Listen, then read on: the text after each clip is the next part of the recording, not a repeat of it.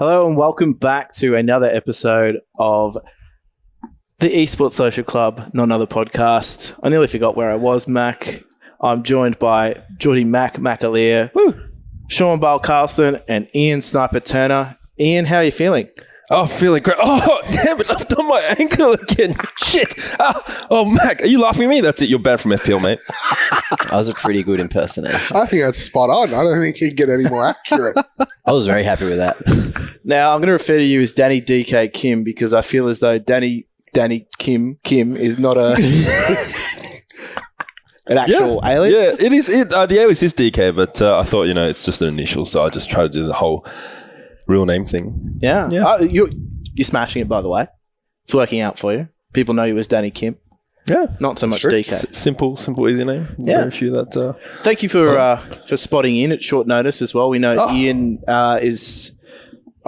you told me he was incarcerated, but I think that's a lie. He just went to China for Crossfire Stars.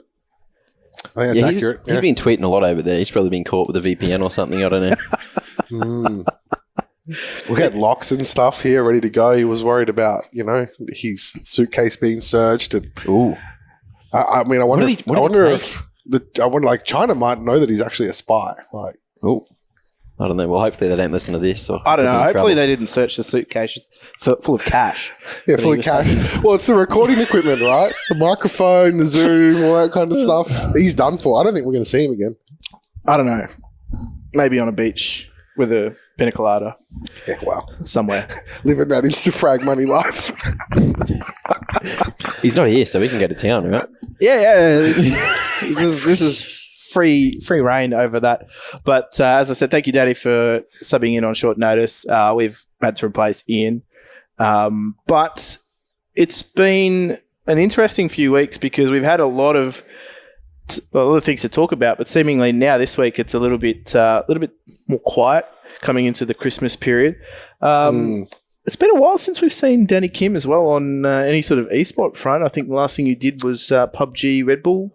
Yeah, that was the last thing I did. Usually this time of year, I like to go on a bit of a blackout telling Mac about it. I just kind of separate myself and then come back into the new year, wanting it again. I think if you over-immerse yourself, it gets a bit dry. So I sort of, not cut ties, but it is definitely a blackout. Like I'll go on Twitter, I'm like, oh, that's right. I'm going to try to avoid this. Get Twitch out of the tabs. And It's me every time I'm on Twitter. catch up with my non-endemic friends. And just kind of immerse myself back into the non-E life. And then I come back around February and I'm hankering for it. Why are you laughing at me? What's a non-endemic friend? Like, the friends I went to high school with and stuff that still don't know when, they still ask, like, how's it all going for you? And I'm like, yeah, the esports going well. And they still, like, I've explained it to them 7 bajillion times. And then just like, oh, yeah, that's good. And you can see in their eyes, they're like, well, this guy's such a bum type situation. But yeah. A couple more things. You might see me in a couple more things that came up pretty last minute. Okay. I probably should have verified whether I could talk about them or not. They're not a big deal, but I don't know if they're not confirmed yet. So So it's a watch this space kind of thing. yeah, but they're not the biggest things. They're just like little things. Yeah. Okay. And Little worst studio case, I events. can just, censor it all anyway. So Yeah, easy. Yeah. But from little things, big things grow. Or so the lyric leads me to believe. Oh, Jim. It's a social. I know. I just wasn't ready for your puns. Okay. I wasn't mentally prepared. I sat down. I should have been.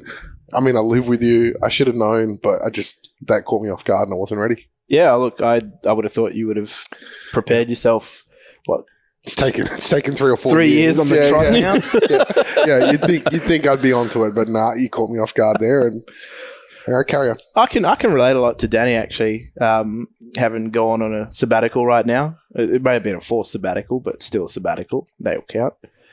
But Sabbatical is such a fancy term for it is for what? Fun employed as you call it. fun employment, sabbatical. Nice. Depends on what the day of the week brings me, to be honest.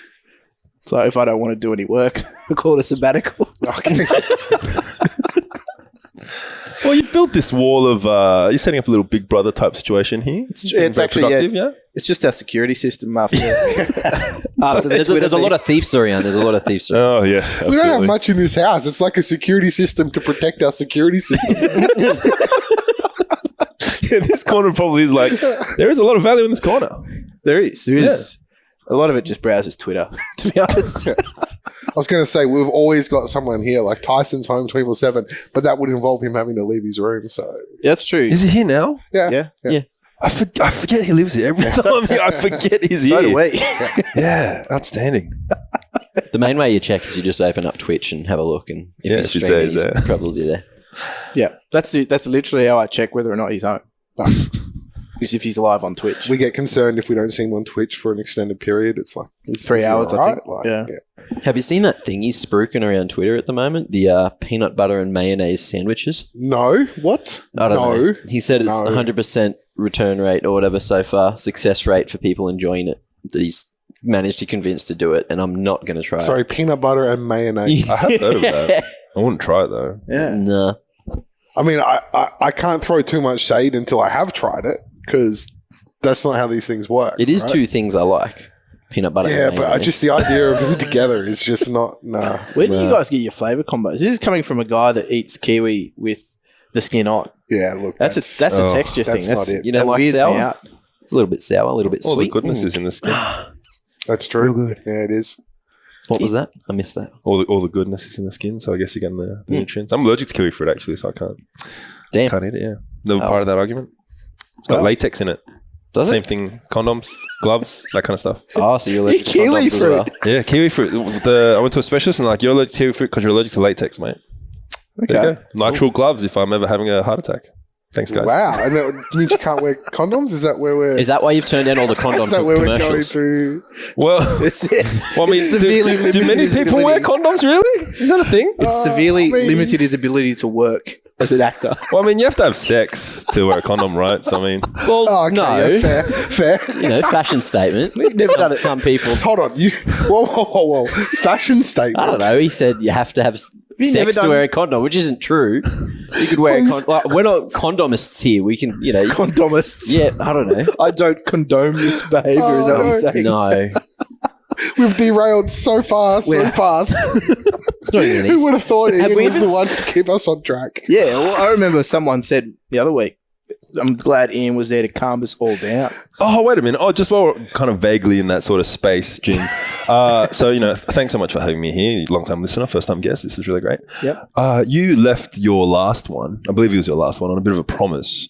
You Last one what? last podcast. Oh, okay, Last yeah, Esports Social Cup. And you promised the listeners of this week, if they tuned in, you would tell us there was some negotiations with a pimp over in your China trip, and you left it so cold. I was listening to it, and I was like, "What? Who was it?" And you did say you'd let some I people said know. what maybe happens this at the time? after party stays at the after party. But let's just say that there were negotiations, and this.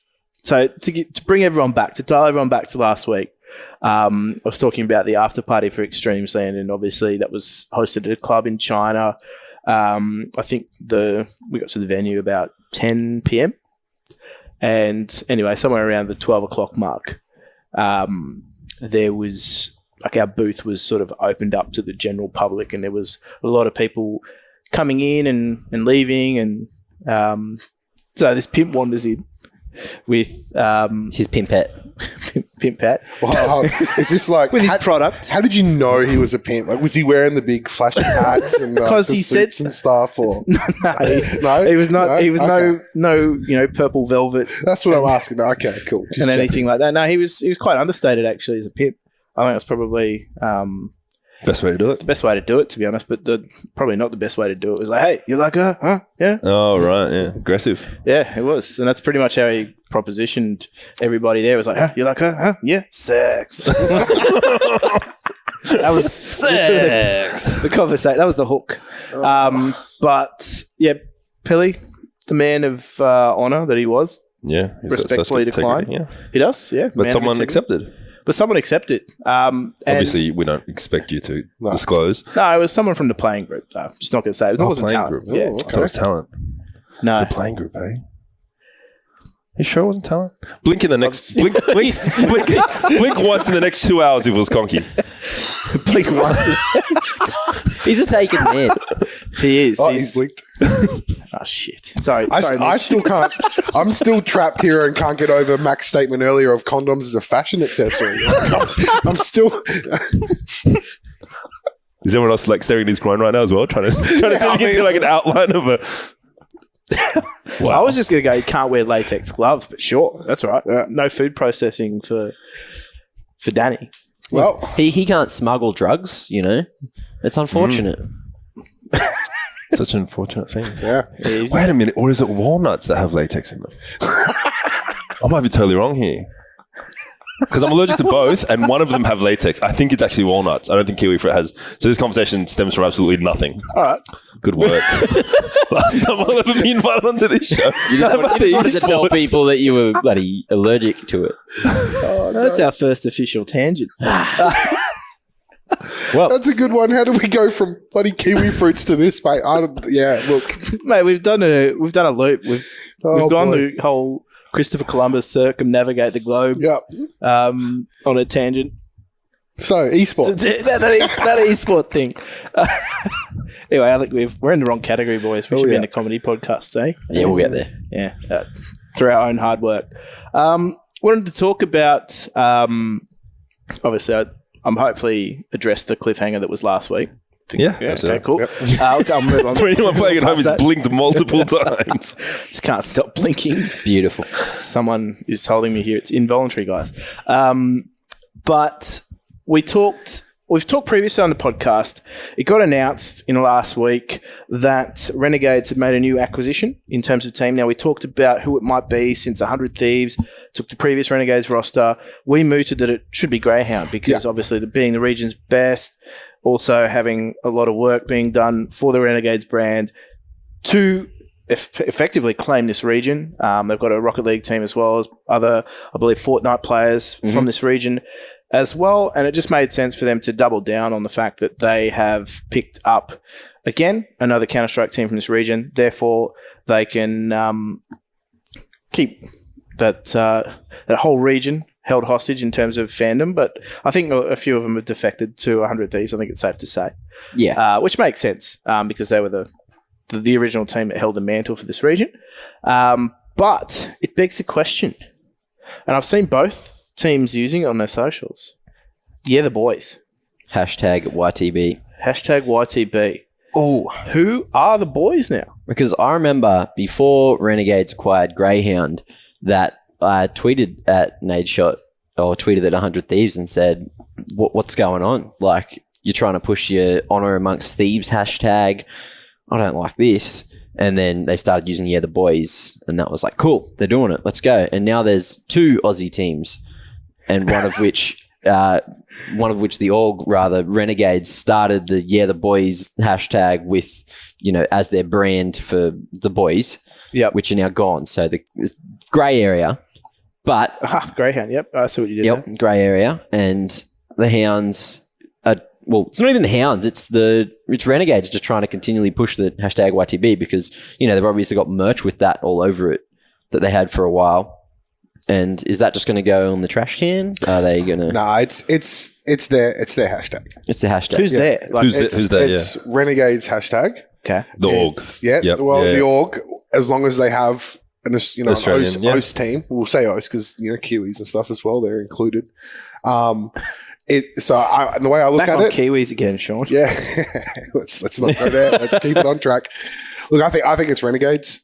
The org with this team, I think they're the ones should use it. If it was to come down to one or the other, it'd be them. The team as well, based out of Australia, 5 OCE players, not 4. There's those sort of reasons there. I also think that pure numbers. I also think that the fact that they are based out of Australia, they will be playing in Australian tournaments and things like that, sort of leads to more of that kind of, the boys kind of approach with that team. Don't get me wrong. I think 100 Thieves are now taking it to the next level. I think that, the fact that they've sort of cemented themselves in that top 5 in the world at the moment, right? It's honor among boys, isn't it? Yeah, well, they're like the boys. that whole sort of the boys kind of like underdog kind of almost approach for them doesn't exist anymore. They're the real deal. They're up there. 100%. They don't need that. Whereas the whole the boys kind of thing, It's the underdog thing. It is. It's and kind of 100 Thieves don't have that. They're right up there. They're right up there. Yeah. So it's not a bad thing for them to lose. The boys. You know what I mean? It's almost like they've evolved past it. Give it to the next guys. Yeah, Pass the button that's on. it. So I think it should stay with Renegades and with this new roster. Okay, I like that take on it. The other take that I saw someone saying on Twitter, because I don't want to own that, I've made up the idea. So you're giving credit to random whoever Twitter user. Yeah. Whoever brought it up. I think it might have actually been Tyres, but it could have been someone Tyres was talking to. Yep.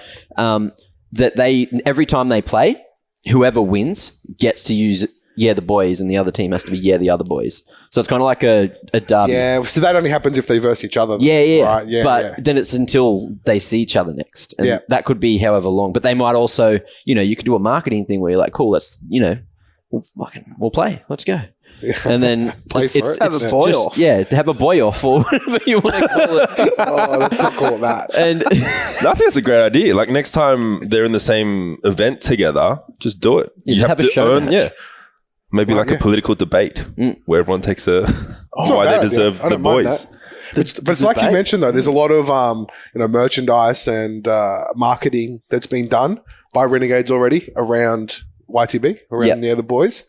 So it's a lot for them to give up if they were to lose it in a show match, right? So I actually really like the idea, but how practical that is towards even just the business model of what Renegades are trying to do with their team and their region and their merchandise, I'm not sure. I'm not sure that works. I'm more interested to sort of move this conversation to a different direction with this whole change. Obviously, I want to throw another span in the works before you did, though. okay, please. he's trying to be the host again. Yeah, the Chiefs. Yeah, the Chiefs? They're around the same sort of time. Chiefs came out with YTC. Yeah, the Chiefs. This is just No, it was we are Chiefs because it was the hashtag whack, and I remember Tux was throwing around the but whack. prior to that, they had the Chiefs. Yeah, the Chiefs. Okay. Well, Was that off the back of obviously- Renegades? Or? Obviously, they've adjusted that though. They've gone to We Are Chiefs now, right? So they changed it. Yeah. Yeah. Well, I mean, you go into the Renegades official Twitter and like the first hashtag on there is YTV. Yeah, Like it's part of their brand. Exactly. I think there's no conversation that it needs to stay with the Renegades. yep, I agree. Yeah. Whereas, I guess the counter argument to that was, is it a product of the organization? That hashtag, does it sit with the organization or does it sit with the team? I think it's safe to say that we all are leaning towards it sits with the organisation. Yeah. It's a branding thing. It's not necessarily I've never really, come to think of it either, seen any of the ex-Renegades, now 100 Thieves players tweet, the boys. No, neither have I. I think also, I'm all happy to be like, it stays with the org, with this new team, like the Greyhounds and things like that. If they were to pick up a non-OS team, I'd be like, they can't use that hashtag anymore. Like that's Probably horribly wrong on that one, by the way, but I'm willing to be horribly wrong. I'll take it. Yeah. The other thing that I want to talk about is, was it because it seems like it's a complete acquisition only because they have Will on as the manager. So Greyhound's not dead, but it feels like it is because they don't have any other teams. This is what I wanted to Where there's a will, this is there's what a I way. wanted to talk about, right? So Will has gone on board with the boys, which is what I expect to happen. You know what I mean? He's real tight with them. He's done a lot for them. My question comes into, I guess, more of the business side of things with Greyhounds. I don't think Greyhounds continue. I'm not sure about that, but I doubt it. Will won't have enough time. What about all the stuff at JB and all that? That's Jesus. exactly. I literally almost bought a jersey from JB. Well, like 2 I weeks mean, ago. $99. There's mate. stickers They're and still stuff. full price, still Stickers full margin. in game. Probably could grab a bunch now if you want, because in a couple of years' time, they'll probably be worth a fair bit. But that aside, I'm worried about sponsors, like you said, like Extrafy have come on board with Greyhounds. I think they had Acer as well. They had Predator come on board recently. Correct. In that, those two are linked. In that JB Hi-Fi, Extrafy were pushing product through JB Hi-Fi, which was the mouse pads and the jerseys. Correct. So all of that stuff, I want to know what happens there. Like, we don't know. To be fair, they could have had case by case sort of sponsorship over like short term. It might not be a traditional sort of 12-month sponsorship or long-term sponsorship deal. But with Will and the boys all going to Renegades, what happens to that? Are these sponsors being burnt? Like, I doubt it. Knowing Will the way I know Will, I don't think he'd burn anybody. I think that's probably just the case. He worked way too hard. No, exactly. So, but I'm real curious about sort of what happens with that. What happens now with, like you said, the merch in JB Hi-Fi? I think the worst case scenario is like he pays back Extrafy, like everything they gave bunch him. of money. Yeah. Which, I mean, he probably could just goes to Jonas, cuts a check. Yeah, potentially, but that guy doesn't care what him. It's like, what? 120,000? There's like some cash on the table there. Take it with you. but still, does Jonas want to do Less that? tax that I have to pay. Dude, what was he on at like Golden State and Boston? Like $7 million a year or something? Oh, he was on like, a lot, But he's now, back in EuroLeague, I think? Yeah. So that's not as much. He's not making as much over there. What do they do with the rest of it? It's somewhere. Where'd it go? I mean, I'm pretty sure M-Wave's already doubled down and liquidated their current holdings of stock. I saw in the past week, the old Cyber Monday got the better of me in terms of curiosity, not in terms of purchases. Yeah. I stayed strong. But, yeah, it's funny that.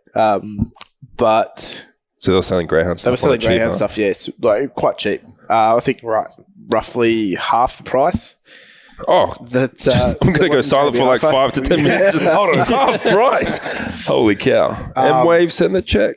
It's the most interesting point for me, and this is this is a bit off topic, but the fact that the jerseys were $99, and if you were to go to like a sporting retailer and buy like a Manchester United Premier League jersey or a Liverpool jersey, they're all around that same sort of price. Yeah. So esports jerseys are around the same sort of price. So I don't know. It's that's always been a question for me, in that like you always know when you buy a jersey from a sporting team that everyone's getting their cut. Whether it's like, for example, it's got a player's name on the back or like the sponsor's name on the shirt or whatever it is, someone's getting their cut. With esports jerseys, I don't think esports teams are getting their cut properly. Right. Oh, I mean, that's a big assumption.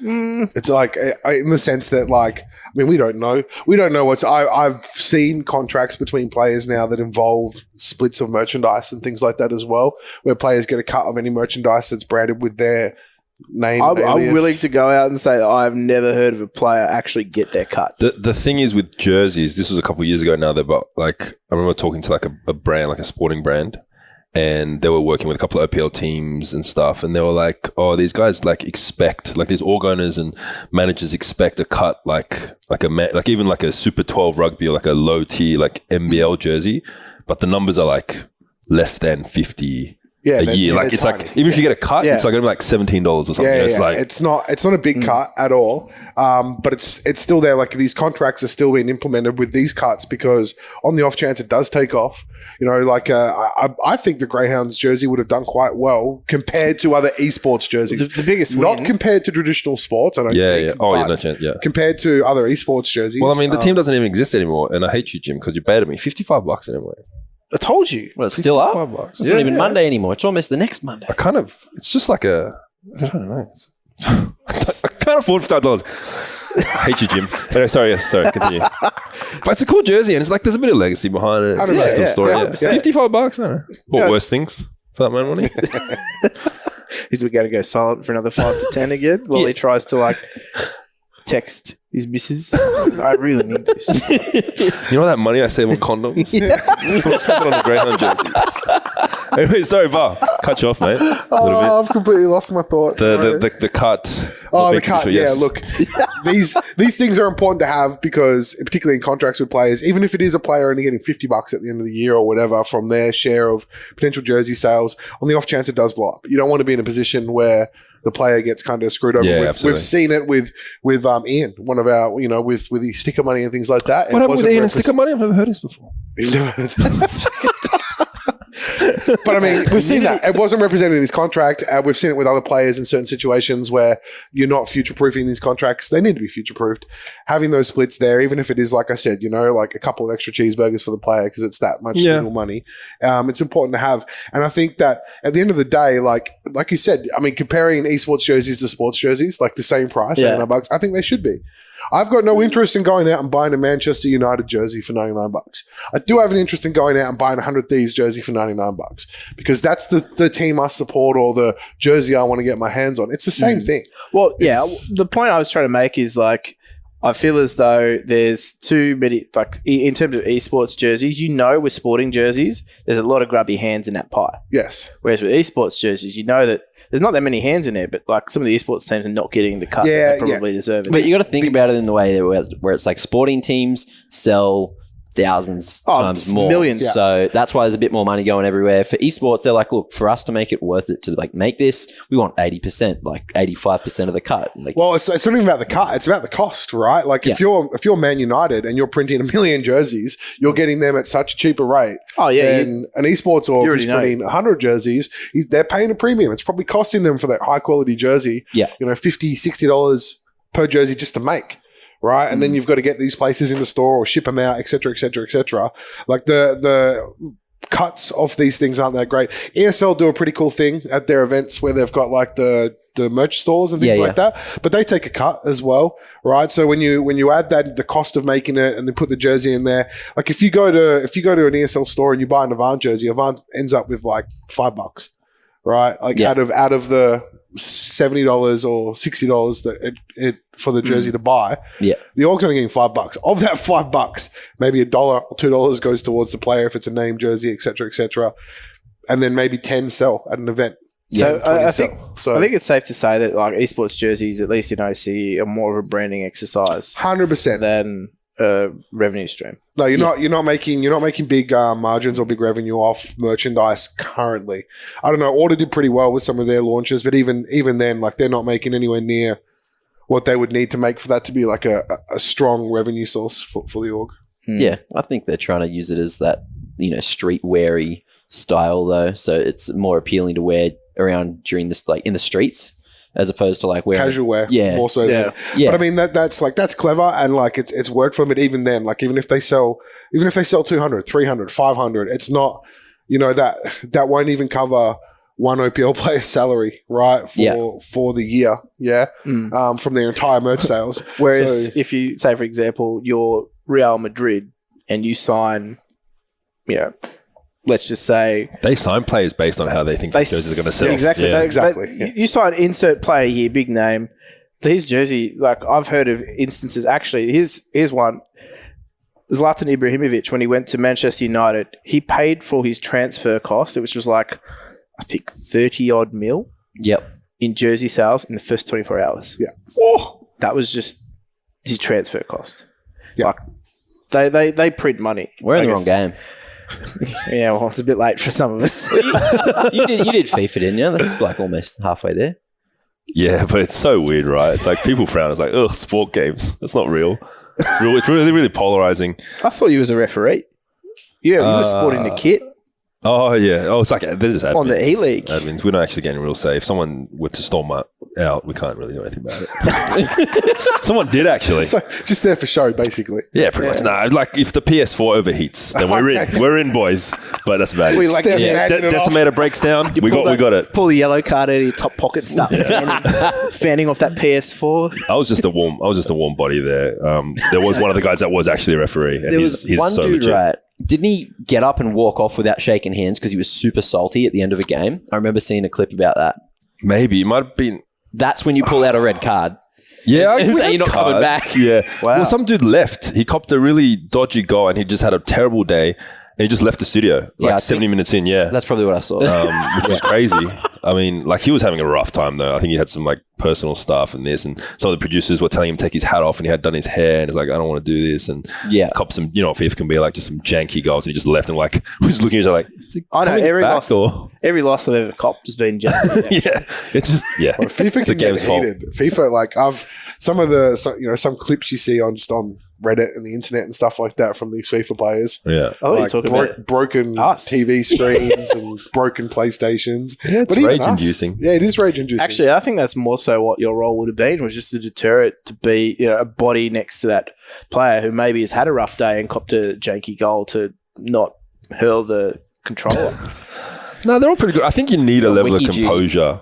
That's what separates the amateurs from the pros. It's just like always being composed. Yeah. Like you lose your head in that game, it's all over. It's all over. Yeah, the mental game. I think that's safe to say for all esports, to be honest. But you didn't class sport games as... No, I do. That was like my main thing when I was still at ESL was to like, so we made a pitch for like the Ashes game, like 2K, FIFA, all that stuff. And Nick was like, you're the only one that gives a crap about sport in this whole entire office. So you can take all that, which is interesting because... You didn't pitch for Big Bash Boom? Nah. I played the cricket game. It was so complicated. More to others. But yeah, that's actually one of the potential gigs. Sport game soon. I feel like RFP, Ben Green's just like sitting there just hoping for the next NRL game to come out. Man, that first, did you ever play the first NRL game on PS4? What, the PS4? PS3. No, Two? PS2. PS2, it was just rugby league. Yeah. Super janky. You just bash X Yeah. with like Reece Westside and you score a try every time. Yeah. Was it the same time that Jonah Lomu Rugby was around? Because like that was the best rugby game of all time. Oh, damn. I was hoping you could just say game of all time and just like hack into it. Yeah, just straight out. No, Jonah Lomu was like, as soon as you gave the ball to Jonah Lomu, you just tear up that wing, you palm everyone in your path, and you score. But the thing It was like that's not even OP. That's just like actually based on Jonah Lomu's real life stats. that's true. Actually, I think it's safe to say that anybody who had a game that came out after them in their own game, they were OP as fuck. Yeah, Like, definitely. Your Tony Hawks, OP as fuck. Your John Lomu's, OP as fuck. Your Ricky Pontins. Shane Warne, Cricket 99 on the PlayStation 1. He was OP as fuck. Actually, no, sorry. Wazimak Ram was better than him. You can go back. This is a thing that's been in sporting games for a long time. I don't know if you guys are familiar with Bo Jackson. Yeah. But yeah. He's not the familiar. horseman, is he? No. Oh, jeez. No. He was a player in the States that played NFL, and he also played baseball, I think, at the same time. Quite a famous sort of sporting person because he was multi-sported. It's like Michael Jordan. Sort of, Because actually Michael Jordan good was at both. Yeah. But there was an NFL game that came out. He was a wizard. It came out of Japan. One of these companies built it. And in this game, if you went bow, then you could literally just zigzag your way down the field like every time. You were unstoppable. Well, they're the ambassador, right? Imagine like a game and then like they're like, oh, we're going to do your stats, and they don't like pander to you like Tiger Woods until he got into trouble and then ended up being like Rory McIlroy. I actually had a demo of the latest Tiger Woods that they sacked. Put him on PS3 and he just led me to the Pornhub website. I was like, what's this about? It was a shame. That was a great game. I was Golf devastated that Mario Golf back in the day. I Mario love wasn't Mario actually Golf. the best player. It was Metal Mario, his like alter ego. Actually, I think Mario's the played on exception to that rule. Mario's not the best. Mario is of all the trash and games. everything. He's like the Yeah. average. Yeah, he's the everyday guy. Whereas like He's pretty good. he's learned, he's humble. Yeah. Like, Whereas does like anyone ever use everyone else. Mario in go-kart like ever? You're either like the In heavy go-kart. guy or in Mario Kart. You either use like Yoshi or Toad, like the lightweights or the heavyweights. Like Mario and Luigi just I'm a trash. DK player. Oh yeah, the heavy guys. oh, Yeah. no I'm a Bowser. Yoshi guy. I like being light. No, What did DK he looked go? more jacked. I was like, he's probably more jacked. Bowser was just boss though. Yeah, He wasn't fast. it's all right. Just picturing you play Mario Kart, be like, yeah, DK looks jacked. Let's go. It's a weird reason, weird reason to play a game, bro. I lost, but at least I'm still jacked. Is that Donkey Kong or Diddy Kong though? Because it's DK. Donkey Kong. Yeah. Diddy Or just- Kong's or- not in. or Danny. Oh, Diddy Kong eventually. Diddy was- Kong had his own racing game, huh? Yeah, Diddy Kong Yeah. Racing. That was a great game. That was actually. when Banjo Kazooie was first in any Nintendo 64 game. Before Banjo Kazooie came out. There you go. Right. Everyone would have got the game and go, who the fuck is this? And then the whole game comes out. And years later, everyone's Afterwards. screaming for him in Smash Bros. Yeah. They've hinted at him. Still haven't played it since it's come out. But Oh really? You haven't played Smash Bros. no, I haven't played Smash Bros. Since Banjo Kazooie was released as DLC. Okay. See, it's ballerous. Well, I mean, there's no segue into this. Anyway, Smash Bros. Great esport. What's the next one we're talking about? There's no segue. There's no segue. Anyway, I've just grabbed it. Jesus, take the wheel. And I've just tried to steer us back into some topics here on esports. So, as we said, it's a bit of a quiet time, but one of the most recent things we've just seen was in Odense. They've got the ESL Pro League finals, or they had the ESL Pro League finals occurring in Denmark. Grand final, Danish team, Danish crowd, and you've got people shouting out to the home team, effectively giving away positions of opposition. Poor old Mouse Sports copying that. Call it what it is, cheating. It's cheating. Yeah. It's crowd cheating. Yeah. I reckon, funnily enough, the first instance I actually experienced of crowd cheating was back in the day at Crown, the Crown Invitational. I'm pretty sure it was a game involving Cloud9, and it was Dust 2. Yeah. And T-side has taken the B-bomb site, and nothing is AWPing like through the double doors into CT spawn. Someone hiding behind a smoke, and he's got his crosshair dead on him the entire time. So the crowd being, they've got some liquid courage in them, start standing up and like yelling, shoot. Yeah. So what does he do? Shoots. He shoots and gets the kill. Did that actually happen? It actually happened. I missed this. Okay. This was like Was this last night? 2015. Oh, wait, no, you're talking ages ago. Yeah. No. I thought you were talking about last night. Yeah. No, this was like a crowd cheating in 2015. I think like some of the conversation coming out about it now is like, how do we prevent this? Like, what are the measures? What are the countermeasures to stop this? And we touched on it before. It's like you can't stop people from being dicks. As much as you want to try and whether it be put them in soundproof booths or try and shield them as much from the crowd as you can, there's a level of interaction there that you're not going to be able to stop, and people are going to abuse. Yeah, because people can always feel the vibrations as well. Like if something's happening and everyone starts stomping, like that's going to go through the stage, and you're sort of like, oh, they're getting excited about something. Like what's going on? And it influences decision making. Most players don't have, like, they're so focused on what's going on, they don't have the presence of mind to, be thinking, it's vibrating. Oh, something must be happening. Oh, you should shoot, or there could be someone there. Yeah. I think like 99.9% of the time, the crowd doing its thing isn't going to affect the players, pending that the stadium is set up well, right? Because there's also situations we've all heard the stories and stuff. I know Snyper was accused of when he used to play LANs of holding down his push to talk button, that's so that it's an old LAN trick. Yeah, so that his teammates can hear what was the commentators or crowd or whatever, which is actually a lot of shit. Like if I know Iain well enough to know he never did anything like that, but it didn't stop him being accused of that, and other players being accused of similar things. I know for a fact that the players all had this little issue with the ESL studio for a time where which one? The one in Parramatta. So here, here. Australia, so in Australia, where was it? Auburn? Yeah. Okay, in Auburn, wherever it is, right? Yeah. Where players on the right hand side of the stage could hear the commentators. So this is from the crowd's perspective. Yeah, well, this is from players. I remember players talking. From looking at the stage. Looking at the stage, from the crowd. Yeah, from the crowd. So it's camera right. Camera right was apparently you could hear the commentators. But that's because the commentators were which downstairs. is stage left, by the way. Yeah, well, I mean, this is back in 2016 or whatever. This sort of first. This is one of the first. And there was a real problem, and the teams used to get quite frustrated in that sense that like everyone said they didn't, like hold the mic button down or listen or whatever, but you could have. Yeah, it was easy to do. So, but if you're on the left side, you didn't have that luxury. You couldn't actually hear what was going on. So things like this have always been a problem in esports. Funnily enough, I used to always predict the team that sat on the right-hand side of stage. When they were sitting on the analyst desk, I'm like, we were sitting on right-hand side of stage, has won every game, so I'm going to go with them. Yeah, well, that's the other thing that fueled fire on this was there was a period there where teams on the right-hand side of the stage won consistently.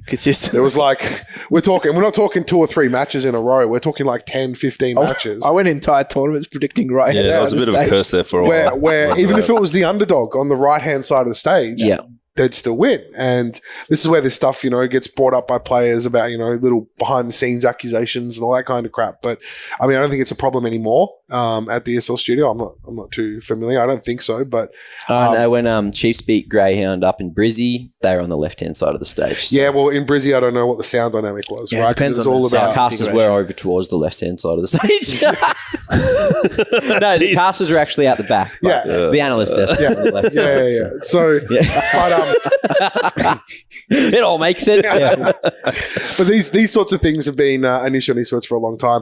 I think that we've seen soundproofing booths and things like that. I don't think that's the answer at all. No, I don't think it is, but that's what we're seeing.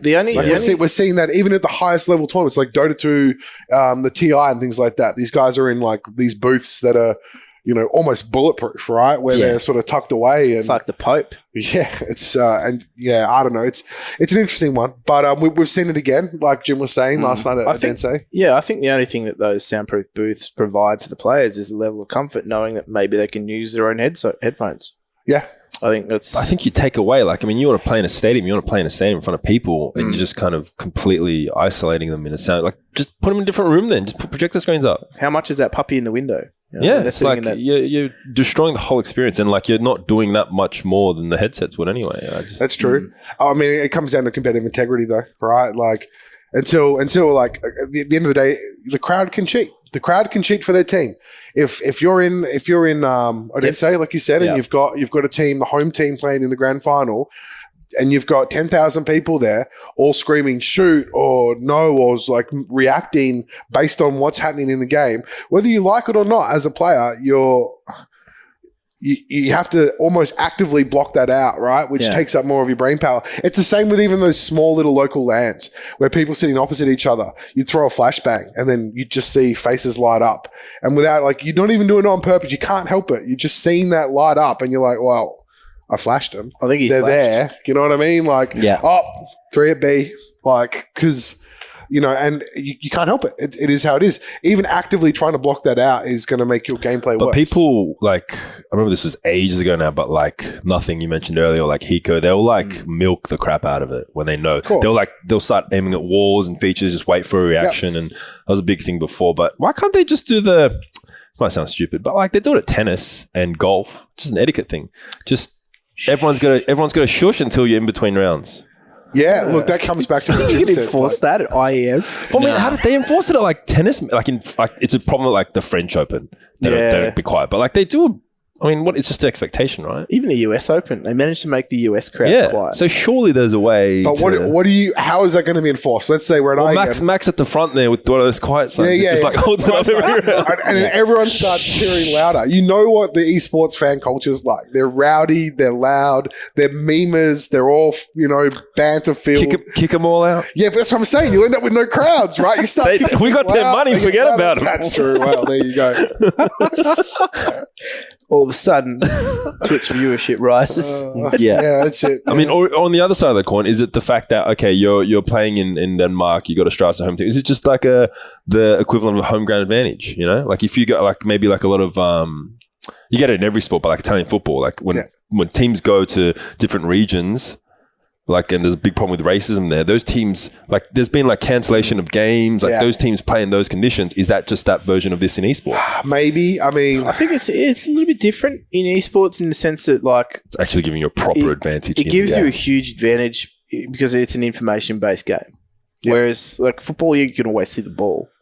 And, like, you could try and block out the crowd, but, like, the crowd are not going to try and provide you with any sort of information. The exception to that is maybe when they come in with those laser pointers. Yeah, that's and do that dumb. But I mean, that's very clear that if someone comes in with a laser pointer, like, they get arrested and kicked out of the stadium, right? Not always easy to find that person, though. No, it isn't. You're right. But I mean, that's usually George Costanza. Players will stop playing, right? If it's bad that like goalies or whatever have been hit with a laser, they'll stop the game. Players will walk off the field. I know I've seen that somewhere before. Do you think that's a stand that the other team has to take then maybe? Yeah, potentially. Well, I liked what I think it was Gomez put out a tweet about this earlier, and he's like, how hard would it be to get a video of just all the pros from the teams involved in a tournament to come out and say like, yo, please don't cheat for us. Yeah, has Astralis done anything about that? Like they tweeted about it. Yeah, being like, guys, come on, like we know you love it. Yeah, chill. Yeah, but have a video. Like it's almost like I think it was Taz. It was Taz years ago, right? When people were booing when some team beat VP. Fnatic.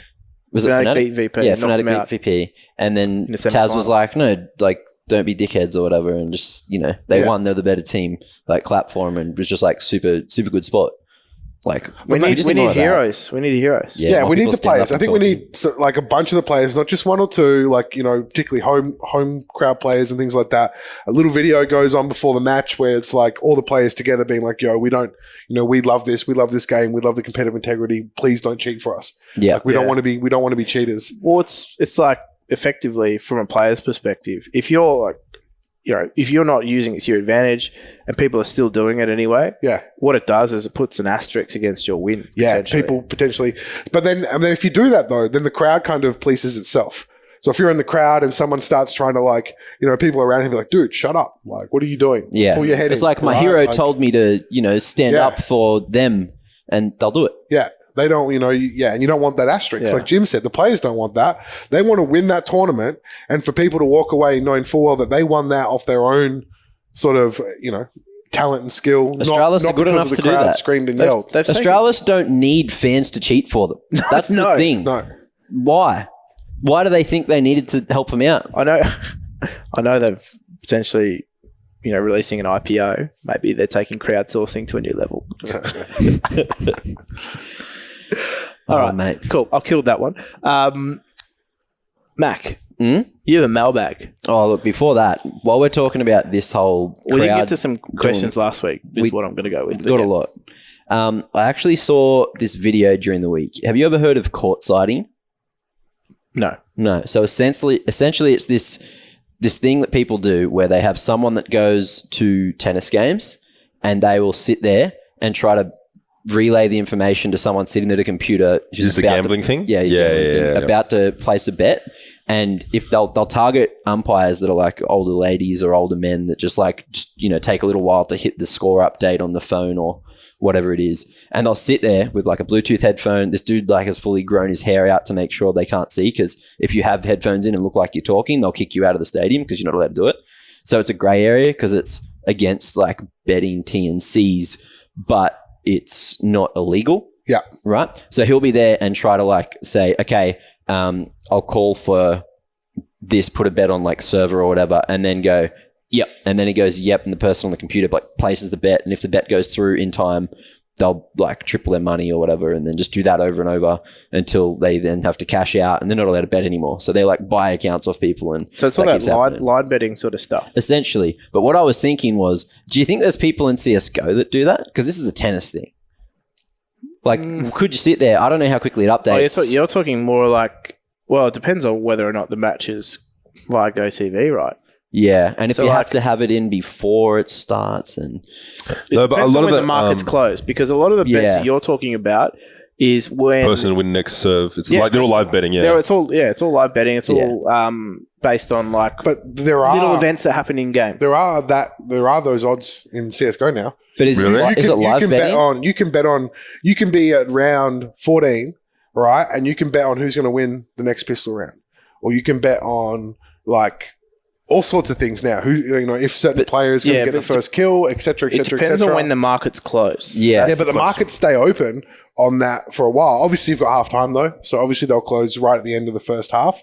But let's say you've got a 5-10 minute delay between the betting company, the actual live game, and you sitting there with the players watching live, then I can see the potential of that being abused, but it'd be real difficult. And I think you'd have to be I don't think you could do it from the crowd. I think the thing that everybody is failing to realize too is betting companies just all the time flat out refuse to honour bets. Of course, based on any grounds. For example, if you're winning too much money, they'll close you off from the market. They'll close your account. Yeah. If you only, say for example, you come in, you only bet on horse racing.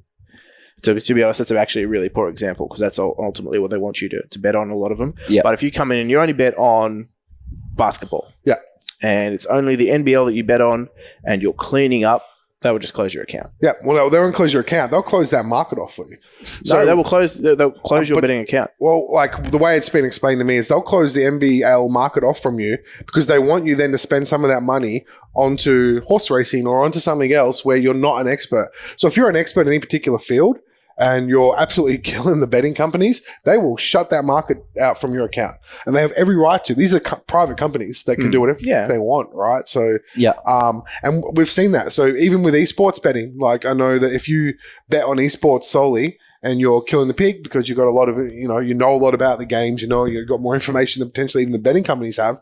And given some of the odds that they've put down on some of these matches that I've seen, some of these companies are a bit confused. It's probably the best way. Yeah. The thing is, betting companies don't lose money for long. No, they don't. They'll just stop drawing markets on these things. For example, if they're being abused, it's all of a sudden you're not going to be able to bet on round by round or entry, first frag of the match or anything like that anymore. They'll just close it off because it's going to be abused. Yeah, if too many people are winning money on it, they're something's going on. So they'll close that off. Yeah, in order to keep that market and keep the integrity, they need to have someone live at that match. Yeah. Recording that. and then they have to close the market off at an official time, it's a lot easier to do for bigger sporting events because you can dedicate staff to that because you're drawing thousands of dollars of bets on a single game. Whereas with an esports match, like I guarantee you, they're literally just adding to that category to be in the market and seen as an esports, taking money on esports bets. It's real sneaky too. So they'll close that market on you, and then they'll give you a really good offer, promotional offer. We'll triple your bet if you bet on this particular horse race or this particular AFL match or et cetera, et cetera. So you're sitting there and you go to bet on your esports. Oh, it's closed. Oh, but this is a sick offer. I don't know much about that, but you want to have a punt, you want to have a gamble. Next thing you know, you're betting in a market you don't know anything about, right? Which is where they want you to be. They want you to be in those markets. All of a sudden, you got 500 on the nose of Princess sitting in the Mount Gambier races round 6. Yeah. Who's only got 3 legs. He's only got 3 legs, exactly. It's poor just bet. because it was a great bet. Also, a lot of the if they're partnered with the companies, they get the direct clean feed, before anything else gets seen out. Yeah, that's like a pro thing. Yeah, that's what I was thinking as well. There's probably some regulations, obviously, to let it all work and stuff. But I thought I'd just quickly highlight it because it, tickled my interest earlier in the week. I think one of the things that people slowly started to realize with esports is that it does bring more eyeballs onto games. Obviously, there's the whole imagine if Russian skins betting thing went for a year longer. Obviously, it's terrible that the kids and stuff were doing whatever, but a year longer, and I reckon CS is just number one, no argument, right? Just a bit longer. So there's but then I guess it's not. It's a massive consequence. That's a stupid comment. Can you delete that, mate? It's just my passion for CS. It would have gone. And your hate for children, even though you can't use condoms. I understand. That's the thing. That really is interesting for me because there was a lot of viewership on those games, but where have those viewers gone? Is it just simply because that style of betting is no longer offered that the people just completely turned off CS? I know a lot of my friends that I play casual CS. They don't follow esports or anything. They're just regular gamers, and there was a bunch of us playing and watching games. We all went to someone's house. There's 20 of us. These guys are not easy. These are the non-endemic friends I'm talking about. We watched ESL 1 2016 or 15 with Ian's Immunity and then those original Renegades guys, and we stayed up all night betting on it and all that, and betting on it. That's what it was. There was 20 of us. Those guys don't give a crap about it anymore. There's also as sad as it is. Traditional betting requires you to be 18 plus. Yeah, it's true. Right? Or 21 in some places. Yeah, or 21 in some places. Whereas skin betting at its peak, you could have been a 12-year-old kid. And that was a problem. But that also would have driven viewership though, right? If you're a 12-year-old kid who likes to play COD and Minecraft, all of a sudden you can run around on CS and get skins for free. And there's stories of people who traded up from a $1 skin into for sure. $300 knife and all that kind of stuff. And that then became real money. You had options to actually sell that through skins and all these other websites. Mm-hmm. So by going to traditional means of betting, right, you lose out on that youth betting market, which shouldn't have even existed. Though, right? The illegal market.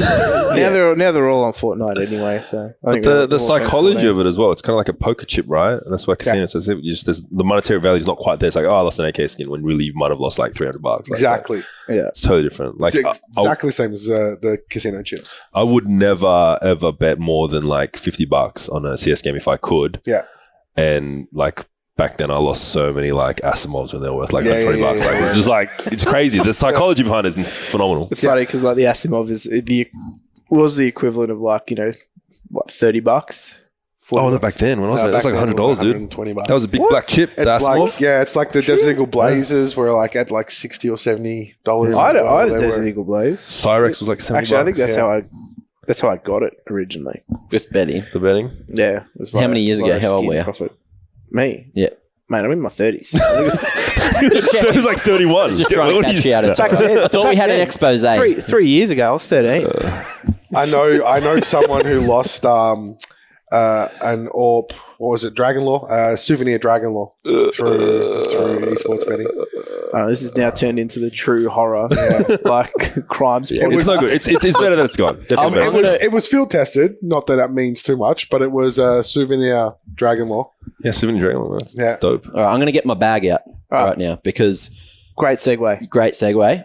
So I, might have made a beautiful typo or multiple. A controversial typo. Hey, it was controversial. Thank you. Versial? French. This is French. Exactly. Yeah, and everyone's trying to emphasizing. call me out. And I was just trying to be, cultured. Controversial, yeah. Cultured. Thank you. Déclassé. But I did then tweet afterwards and say, damn, official Snyper, learn to spell, you goose. And he said, nice try, and blamed the guy in China off his VPN for a few hours banned. So you did start pretty accurately with your impression. He's not earlier. coming back, eh? He's like, he's smitten over that makeup artist that they always have over there. He's getting married. He's staying there. Can I have his talk about that one? Oh, really? No, I don't know. This is pre-record. We're all good. So anyway, we got questions. Let's start with last week's questions, which I'll Yeah, we had some last week. We had a few interesting questions last week that took up the majority of Mac's mailbag, but there was a few that were left over that didn't quite beat the buzzer. Yeah, they were some pretty interesting ones as well, which were after we, had a little battle during the week of who actually listened to ES Club Official the most on Spotify with the what was that trend? The hashtag Spotify year. I believe it's just Spotify marketing. Yeah, whatever that is. Yeah. Surely it's tag. Spotify Was it Wrapped. tag? I saw he posted. Oh wait, no, who won? Who won? Yeah. From what I saw on the retweet, Conky had 898 minutes. That's a lot. Oof. And Is that more than that's listening to them more than once? Maybe. Well, I don't know the amount of minutes. We put out some pretty long form content. Yeah. Some of them were like hour and a half, 2 hours. Yeah, so 120 minutes or like 100 got about 100 minutes 12 an episode. episodes now? 12 episodes. Yeah. So Yeah. Oh, so if anything, he hasn't listened to them all. If anything, he's, Fuck, you gotta listen Short, more. if anything, he's turned off a third of the way through. yeah. He won't even make it to this part.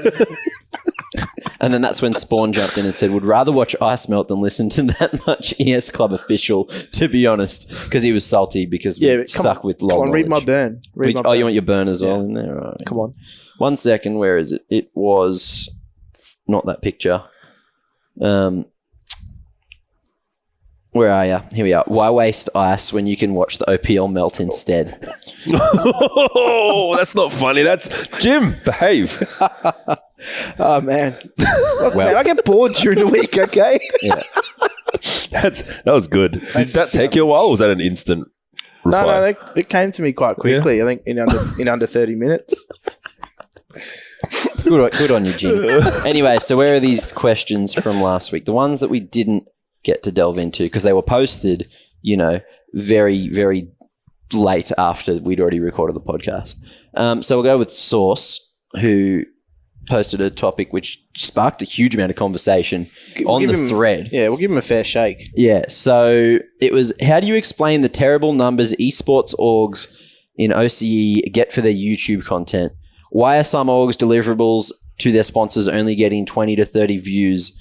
And why are the sponsors' content content with this? Because you're not putting your content where your audience is.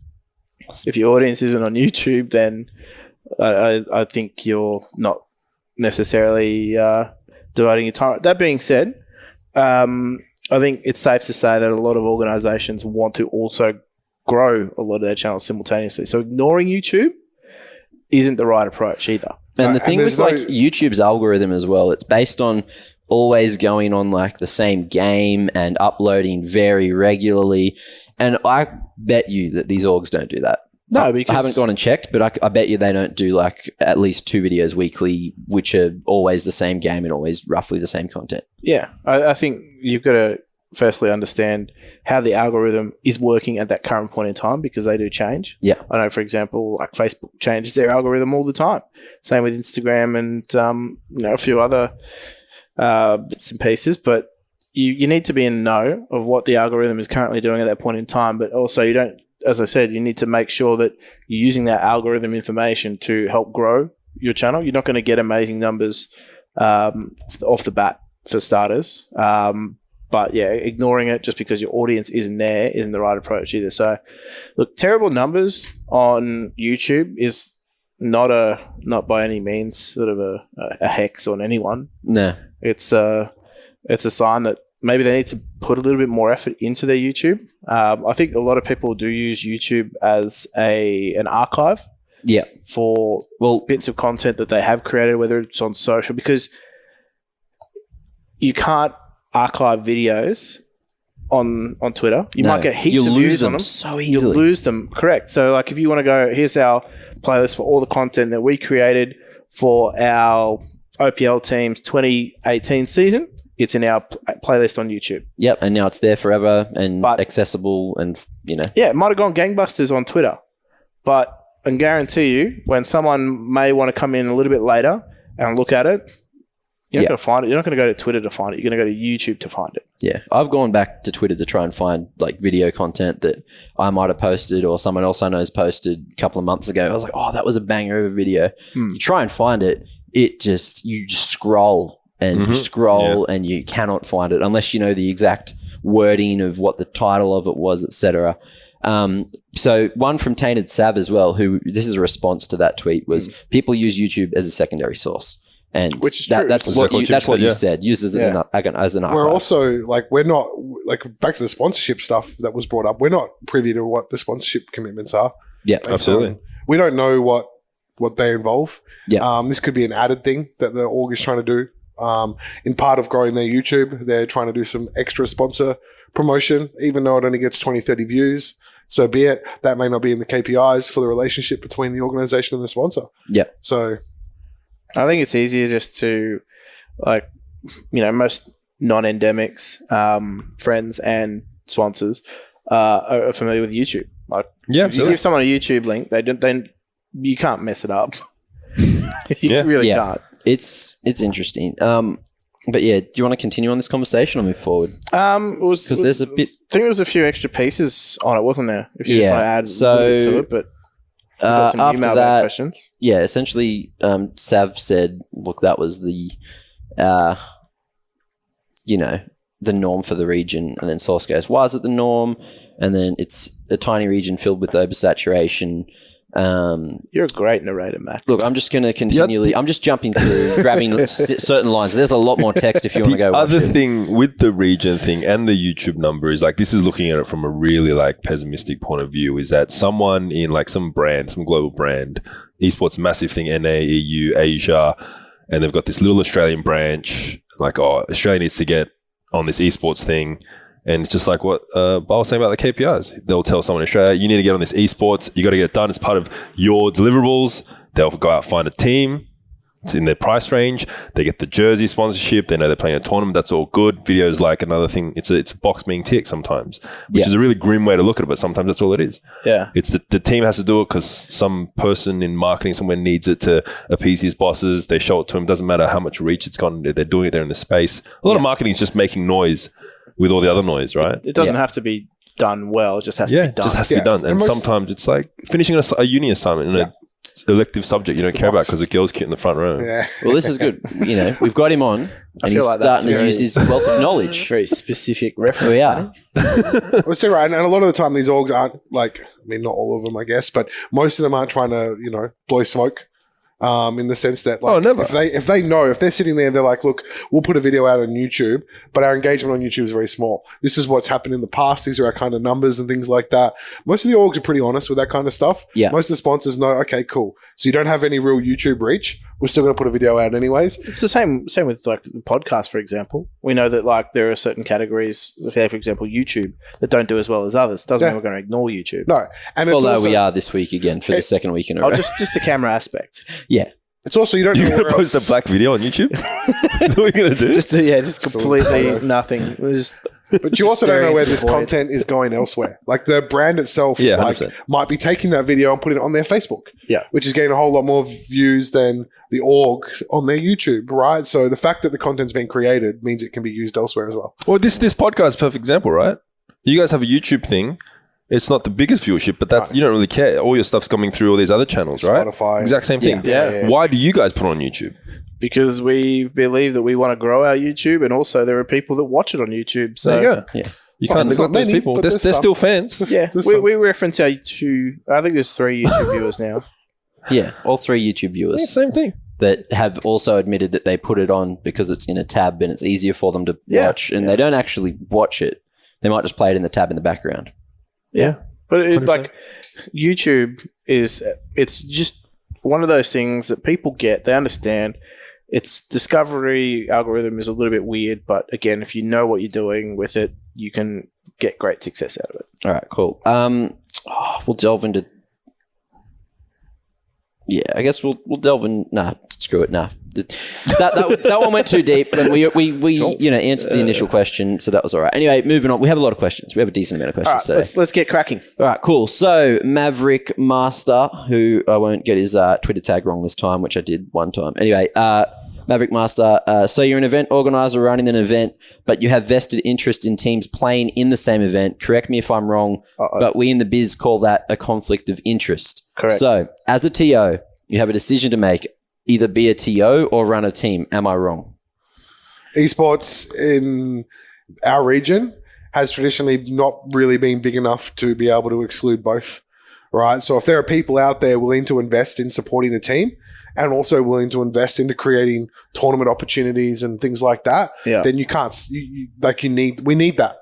Not so much anymore as it's getting bigger here in our region, but traditionally, definitely, like you couldn't really say no. Yeah. If there was someone willing to invest in both areas and try to build the scene as a whole, then you just had to accept that while there may be a perceived conflict of interest, and inevitably there is one, right, by the definition of it, you'd like to hope that it was managed well and it didn't actually impact the competitive integrity of the tournament or the position of the players in the organization and the team. It's only ever really an issue if your team's a real chance of winning that competition, I've found. And the thing is, I get why it is a conflict, but why also isn't it? Like, I mean, what's the worst that could happen? It's not a conflict of interest because they're using external contractors to run and ref the tournament. Oh, but let's say in like the worst case scenario that they were running it and they had their team in there. Like, what is the worst that could happen? What, are they going to like cheat for them or like cater them, give them a better, like, you know what I mean? Like, it's very nitpicky. I think the instance that most people would be referring to, or the fear that they have, is that if there was something that did controversially happen, the favour would not be paid towards the team that isn't theirs. Yeah, and look, unfortunately, we actually have seen, I'm thinking back to an incident somewhat recently in New Zealand. There was a PUBG tournament that was in New Zealand that was organised and facilitated by people who, some of the people who, not all of them, but some of the people involved in the organisation and facilitation of this tournament were also manager of a specific team. At this particular event, at one point, there was unfortunately not enough computers for everyone. Some people had to play on laptops. Some people got computers with the 144 hertz screens. Yep. The team that ended up with the computers and the 144 hertz screens was the team that was managed by the people who were facilitating the tournament. Yeah, sure. Right? Yeah, so that's that is an example of the conflict being manifested into a competitive advantage, in which case that is a serious problem. But the thing is, in that case, there was always going to be a team that had a competitive advantage. Yeah. So I think it's an awkward situation, Yeah. super awkward one. Yeah. It is, and it's like, well, it's one of the hardest things, right? It's like penalising your own team in that sort of situation. Like I've played and admined in the same comps, and funnily enough, I've found that I've been the hardest on my own team. Yeah, because you almost have to. that. Yeah. You have that. It's like the anti-bias, right? Well, yeah, exactly. You have this cognition that you're inherently going to be biased to your own team. Therefore, you try your hardest not to be biased, and you're then evidently so hard on your team that it's almost unfair. Yeah, then they suffer, right? Exactly. So it's a real interesting situation. And not only that, if it is your own team, you then have to deal with the consequences of those decisions moving forward, right? Because you're with that team, whether you're a manager or a player. So, but I think that for the longest time in our region, we haven't been in the position where we can tell people not to do that, simply because if there's someone willing to invest in both, like I said, then we need to have that with open arms. It's not so much the same anymore as the industry's growing and getting bigger. We're in a position now where that's not so much required, but traditionally, that was something that was almost, I think, needed. We're also we're in a position as well where a lot of the teams do recognise that these perceived conflicts of interest are going to occur. So they actually put in place measures. They might not be communicating them well enough or like throwing them front and center to basically just say, hey, look, guys, we're doing this to ensure integrity in our competition. Yeah. But it's almost at a position where they need to. Like that's, otherwise they're going to be accused of being biased. So for example, what you were saying there, Mac, was like they're bringing in third party to admin and do all those bits and pieces where there could be potential for a conflict of interest to occur. it's almost like you need to. The messaging needs to be, hey, these guys are third party. These guys are external. We're running the competition. It might have our name associated with it vaguely, but in terms of our tournament partner, this is who we brought in. Yeah. I mean, I can think of examples that we're involved in, Jim, where we've tried to do the community-based thing and end up getting flamed for that in the process. One example was the Copenhagen Games female qualifier that we ran. We put a lot of our own money, so to speak, or our group's money towards running the qualifier for these girls teams it was our money to compete with each other, and the winner would get X amount of money. I think it was up to 10 grand put towards, because it costs more than that, put towards them going over to Copenhagen and playing. Now, we very easily could have just not run a qualifier, put our own 10 grand towards the team that we had at the time, which was the number one female team under Atletico, but instead we ran a qualifier. Now, we're pretty sure that Atletico were going to win, but if they didn't, then that money would go to another team and supporting them getting across. During that process, we got accused of all sorts of things. People bringing up, how dare you even run this when it's, if you go to Copenhagen, you can play for free. You're not actually giving anything away. We're sitting there going, well, fine. Next time we won't run a qualifier and we'll just put the money into our own team anyways. Right? Well, that's the thing. If does a tournament exist without the person running it, No, exactly. That's my point. That's the thing. And we've created an opportunity, and we're got a ton of blind eye to it. I guess we copped a lot of stuff, but people don't realize, they don't understand. They're too quick to try and bite the hand that's feeding them without 100%. Realizing that without that hand, they're going to go hungry. Yeah, exactly. So, we created an opportunity for a tournament to be held and these teams to potentially win a spot, or not even a spot, but win funding for them to go over to this international tournament. It was a spot, and it was a place it was in the competition, not in the qualifier. Yeah, you can go and try and qualify for free. Yeah. But you actually had a spot in the competition. Plus computer hire and stuff like that was all looked after for you.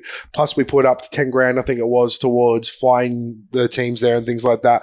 We had, because it was our own money, we had every right to, Copenhagen didn't give us any of this money. We had every right to turn around and just go, cool, we're going to fly our own team there. We're not going to run a tournament. We're not going to run a competition.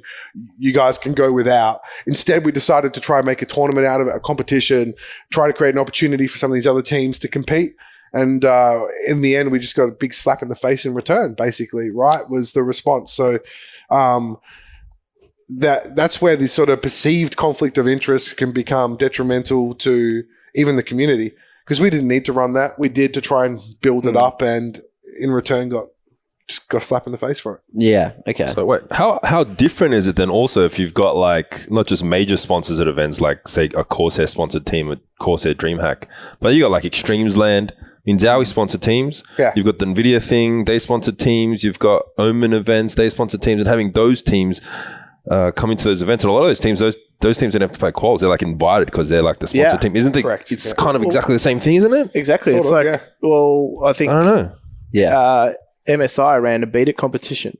Yeah. And all the MSI teams were automatically invited. Correct. What? ROG a couple of years ago? Yeah. Got direct invite? Correct. Is that any different? Nope. No, it's just. But the thing is, but do people point that out and call them out? Yeah, but here's the thing, right? If people feel as though that there's any form of disadvantage that they're going to have to endure, they're very quick on the trigger. I mean, at the end of the day, it makes perfect sense to me. If I'm ROG and I'm going to put money towards an event, which is essentially going to be an esports event, but it's a marketing event. It's a promotional tool for my company and my esports products, it's part of your company. I'm inviting the teams that I'm already sponsoring. Yeah, for sure. Because they're already promoting my brand, that they're going to add to the potential marketing behind the tournament. Yeah. And then the simple fact is that I'm creating an opportunity for other teams that may be sponsored by my competitors to get airtime and screen time at our event through qualifiers. So if anything, it's what they're doing is great. At the end of the day, they could just turn around and go, cool, we're not going to run this event. We're not going to put any prize pool up. We're not going to do any production. We're just going to put this money towards our teams. Yeah. But at the end of the day, then they're not getting necessarily the exposure they're after. I see no problem with a company like Asus doing that, inviting their teams that they sponsor. In fact, I think that it's very smart. People need to understand that these events aren't just being done out of the charity and the goodwill of these companies. These companies are doing these things as marketing ploys as well. To get eyeballs on them. Exactly. Yeah. That's what it is. It's not like they're making money out of them. It's literally a marketing spend. Exactly. So, I don't know. People are quite naive in this industry when it comes to some of this kind of stuff. They don't understand what goes on behind the scenes. They don't understand how it actually comes together. Yeah. A lot of the time, they don't even understand where the money's coming from. And, like I quoted back to some of the stuff me and Jim worked on, even things like WPGI, that first season's prize pool, we had a whole lot of sponsors on board. But a lot of these sponsors were giving us things like we had a pallet of was it Nexpa? No, yeah. And we had a pallet waiting for us in their warehouse of Nexpa. What's Nexpa? Which is some sugar-free cola. They delivered us a single cube of 24 cans. Yeah. And they're like, yeah, we got a pallet for you, but it's waiting in the warehouse. And so you gotta if you go just pick want, it up. Yeah. if you guys can come pick it up, or you can freight it to yourself or whatever. We're like, get stuffed. What are we doing with a pallet of Nexpa? But my point is, it looked like we had a lot of sponsors on WPGI season 1. Very few of them actually came on board with any kind of cash. Yeah. We put up the money for that ourselves. Yeah. Right. To run this tournament and things like that. We literally funded it out of our own back pockets. Yeah. And we literally, we did not make any money. We lost money on that competition. Oh, absolutely. But it was also the provisio, knowing that we were building relationships with all these partners. Correct. We were then building a property that we could commercialize later on, which is the tournament itself. Yeah. So we saw it as an investment. Yeah, and you're also trying to, help out a team to go overseas, right? Well, this was just for helping the scene, right? This was, and I mean, if you look at where the female CS scene is in Australia, it's actually pretty healthy at the moment. Carnage is doing really well. And we've also, we now see tournaments pop up where we have 6 to 8 different teams. When we first started this thing, it was 2 teams. That was it. There was, well, yeah, even then. 1.5 teams. 1.5. There was a team that's played maybe. But we ended up copying a lot of abuse about all sorts of just people that just being misled and not understanding how these things work. But it's we're trying to build this for them out of our own back pocket, and people see all these sponsors on the board and go, oh, they're making money off us. Oh, they're this, they're that, they're I should be doing this because I would have used the money better. What money? Our money out of our back pocket? How about you fund the next one and things like that? So, well, yeah, the thing with this one, I think it seems pretty targeted at one in particular instance, which was the NVIDIA Cup. Okay. Or NVIDIA, whatever it was called, which MC ran the TO production side of. Yeah. And then I think they might have organised the servers as well, but then they hired external contractors to be the referees and, admin everything, make sure everything went fine. MC, the team, also played in that. Yeah. They didn't make it out. They didn't get any, special, anything going for them. And I think it was Genuine that ended up going through because that was another one of those competitions which clashed with everything. Yeah. But then the whole point of this one wasn't to send all the top teams over to then, play each other because, NVIDIA, they just wanted a lot of teams, like lots of amateur teams as well, to just make it as big of a tournament as possible. My understanding was with that one that they wanted a lot of teams to sign up. In having a lot of teams to sign up, you're not going to necessarily, you're attracting a lot of people, amateur teams in particular. Yeah. They also realised the timing of their event wasn't ideal either. So, I think originally they wanted 128 teams was what they were. That was the number I heard that they asked for. And 80. Then whoever had to tell them, I don't know if there's 128 teams in the country, but, you can do your best. 128 teams, 3 days notice to sign up. Yeah, get in there. That's usually how it goes. Get in there. I don't think it was. But the thing was, I don't think NVIDIA would have been throwing a huge amount of money because they weren't. You're looking for an ESL size like studio broadcast with. Well, they're not targeting top teams. Yeah, well, that's it. So, and if they didn't find someone that could run this kind of a tournament, then the tournament wouldn't have ran, and OC wouldn't have got a spot at this, qualifier, the LAN finals overseas. Exactly. Which is more international experience for a team. Well, that's just it. It's basically people looking for any reason to try and score points, one up, expose someone that scores them mad internet points, farm that Reddit karma, etc. Yeah. Well, I think we've covered that one pretty well. Mab's statement at the end of that was also, when I first started running events, I made a decision right then and there. I cannot play or participate in the events I run in. I run in any capacity because running the event must take 110% of my focus to ensure competitive integrity. There cannot be any vested interest outside of that. That was his statement, which it's just a pretty admirable position. Yeah, to be honest, like you don't get a lot of people that would take that like step back and solely focus on one thing. But as Sean said, we're not in a position where we have such great depth of people willing to do the same thing. Yeah, that we have that luxury afforded to us. I mean, ideally, you'd have everyone that runs a tournament as someone that was just dedicated, or a group that was just dedicated to tournaments only. Yeah. But until we're in a position where, for example, the budget of this particular cup can afford to hire that group to run their event, then you're not going to get that group running your event. Yeah, well, that's the thing as well. MC a great example, like you said. I think as people who run tournaments now do a lot of the production, do a lot of administration work, do a lot of the things that are required to make a tournament work while also having a team. I don't think there's ever been any situation that I'm aware of where they've created an issue out of any perceived conflict of interest between their team and their tournaments.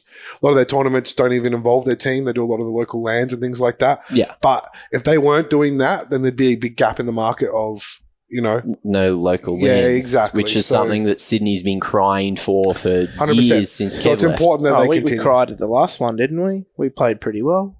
We lost. We beat. won our Well, first- we won our first game, Didn't they win the 16-14 whole thing, that team? against. No, they came. They Second? went to. The Oh, you're talking semis. about the three-way tie that was solved after going... No. No? We're talking about the competition that we played at the start of the year with basically burnt out CS 1.6s playing at a local LAN comp. We Okay. won our first game against a team that was predicted to go pretty far. And we're like, okay, they're the team. They were the team to beat in our group, and we beat them. Yeah. Look and at then you. we lost to everyone else. Just too much energy at your age. It's just like, I can't do it anymore. Didn't have it The anymore. mental fortitude's It not was there. nearing 3 p.m. I hadn't had a second coffee. 3 p.m. Jesus. I don't know why you're out of the house, It mate. was almost nap time, wasn't Yeah. it, Jim? That's it, mate. I've been up since 4 a.m. Didn't the founder of ESL also own, or his brother own SK or something? There's something like that there, and then they had to give it to his brother. It's like the same thing. It goes all the way back. Mate, that's, Oh, above, mate. that's above me. That's like classic old school nepotism. But I mean, it goes all the way back, right? And obviously ESL got big enough that they couldn't. But I mean, it's got to be done because you got to have your fingers in all pies, right? Like you're saying, right now, the same company, the parent company that owns the company that owns ESL, owns DreamHack, and owns like 4 or 5 like esports VP, teams. SK, or that contingent There's of a teams, big contingent of teams. They There all that are all make their money in mobile If you apps. if you follow it back, it's MTG, and then MTG are owned by it's like Brivec or something like that. To be honest, I haven't looked that far up the chain, but I did there one is like it exists. If you want to pry and look for conflicts of interest and try and make a story out of it, you can. Yeah. Or you can try to make a story out of it, should I say? But yeah, look, honestly, do better things with your spare time. TLDR, you got to be incestuous in AU if you want to make it because the scene's so small. Yeah. You got to make love to your sister to keep here's the thing, civilization going. Actually, Or your brother. the appeal, right, is also.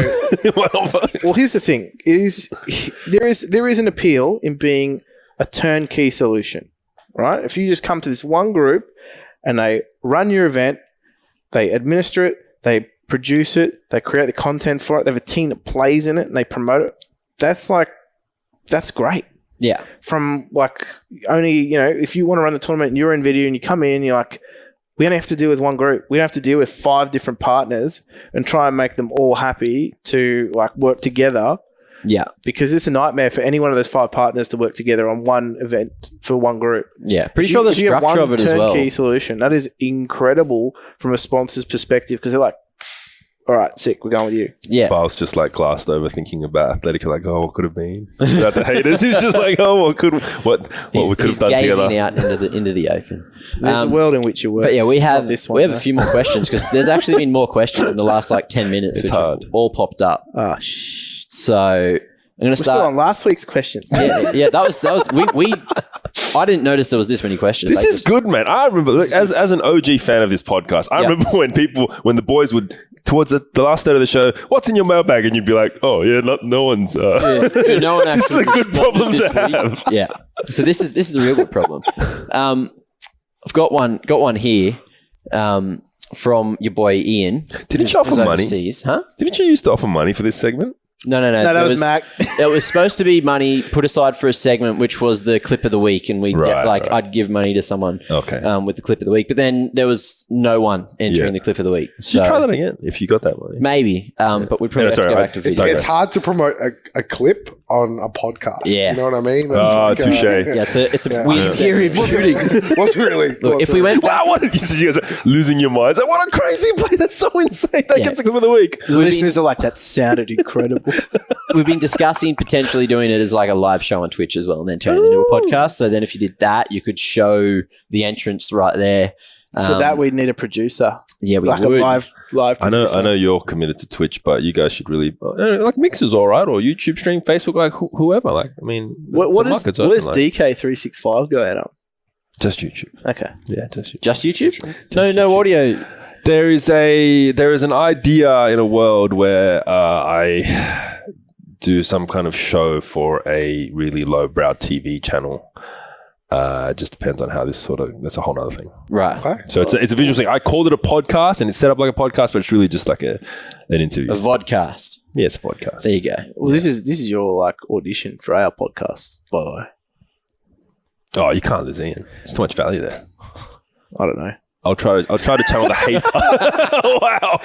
I'll try to channel the hatred that he has. We might not have a say in that one. Oh, he's going to get married in China anyway. That's right. Yeah, probably. He can Skype in from China. Thinking about it. I was almost going to get spawn on this week just via, the internet. I've got a because video he really here. wants to be on. Yeah, I know. That'd be great. It needs to get in Sydney.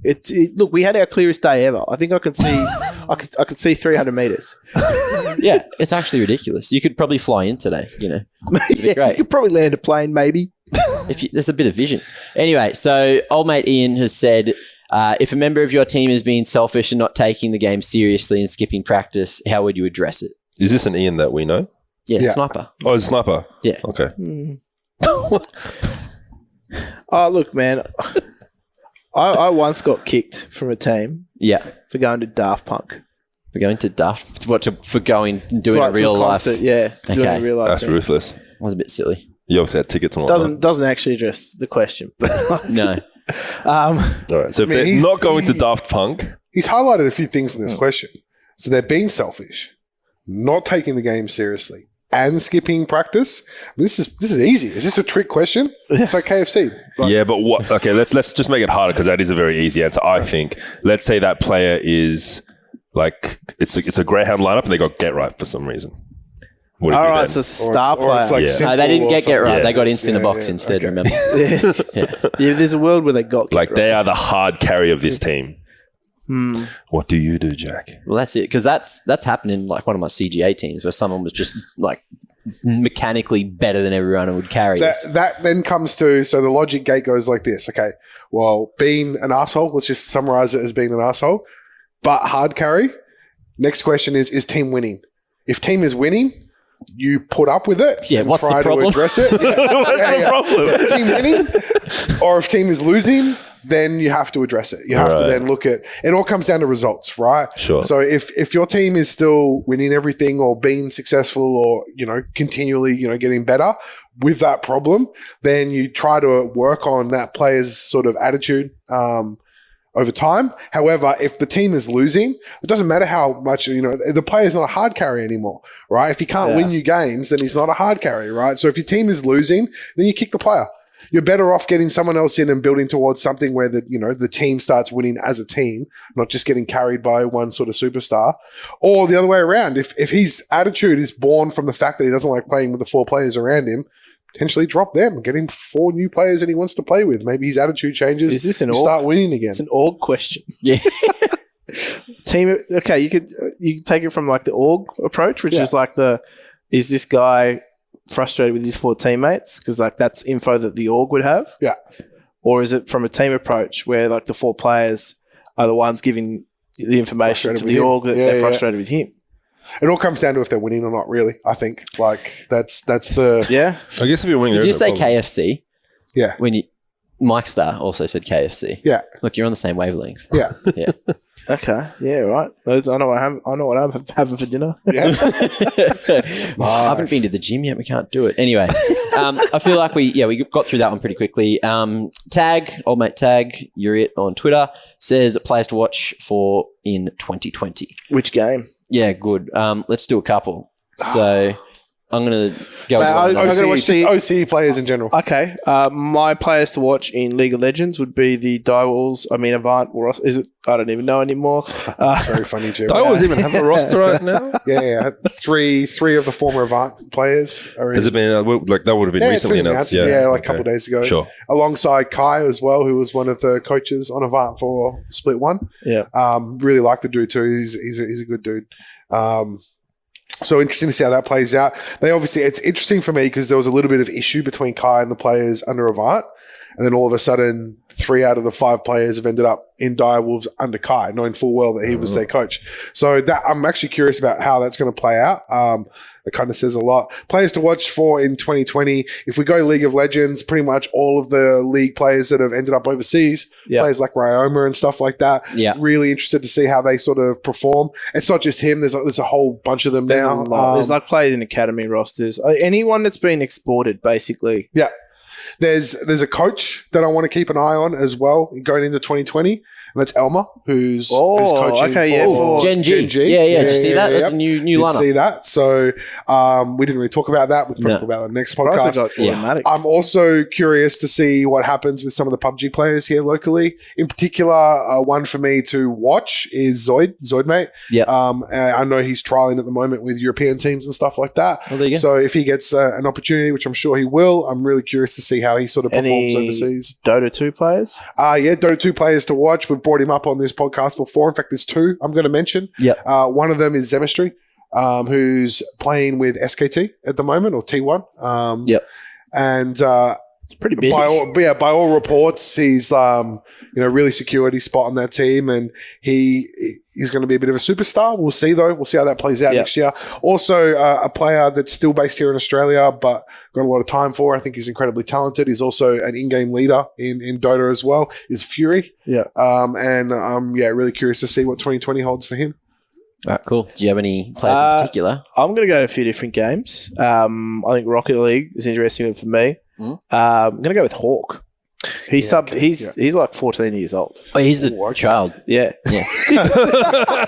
Okay. He's the kid playing esports. Yeah, but like obviously the sad thing is that you need to be 16 or older. Yeah, he can't do RLCS, right? Participate in RLCS, and outside of RLCS, there really isn't anything big to play for. No. Yeah. But it's one of those questions. Is by the time he's 16, is there going to be anything for him to play for?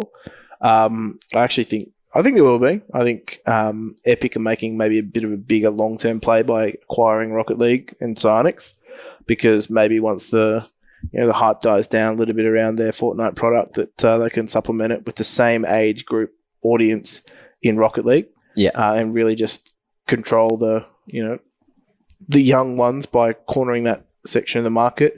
I think he's one to watch, just because I think. Not because he's going to go internationally and represent anyone, but I think he's going to cause a lot of upsets. Okay. The team that he's on, Gaming Gamers, is basically made up of like just these mechanical gods. So they're all relatively young players. They've got Zen, who's played in Ground Zero and previously Renegades as well. Yeah.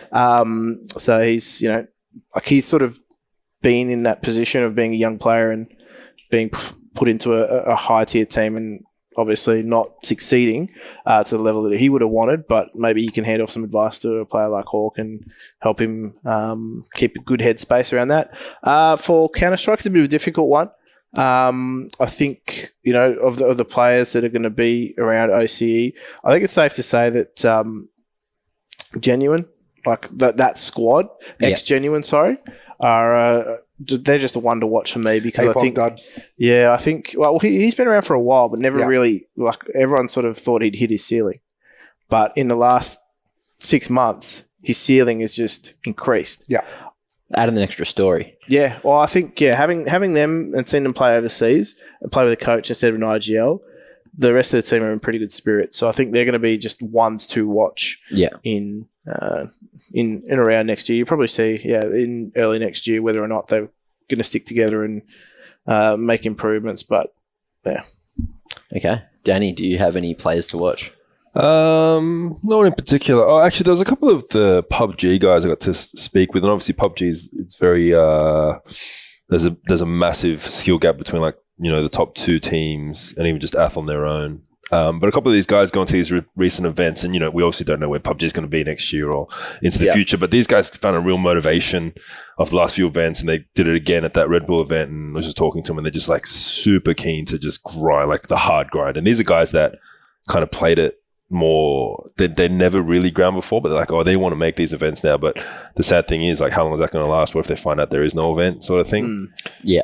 Well, the roadmap, no one's really sure. It hasn't been announced yet for 2020. Yeah, what's happening with PUBG? So there's a lot of uncertainty there. It's crazy, but there are I agree with you wholeheartedly. There's a lot of very talented players coming out of our region. Yeah. I mentioned Zoid, but you got players like Crit and Edge and Extreme, and then some of the guys who won the Red Bull thing. You got Vasily, Nick 101, and things like that are all super talented. And hopefully the opportunities continue into 2020 for them locally, but if not locally, potentially internationally. Just a bit of a question off that.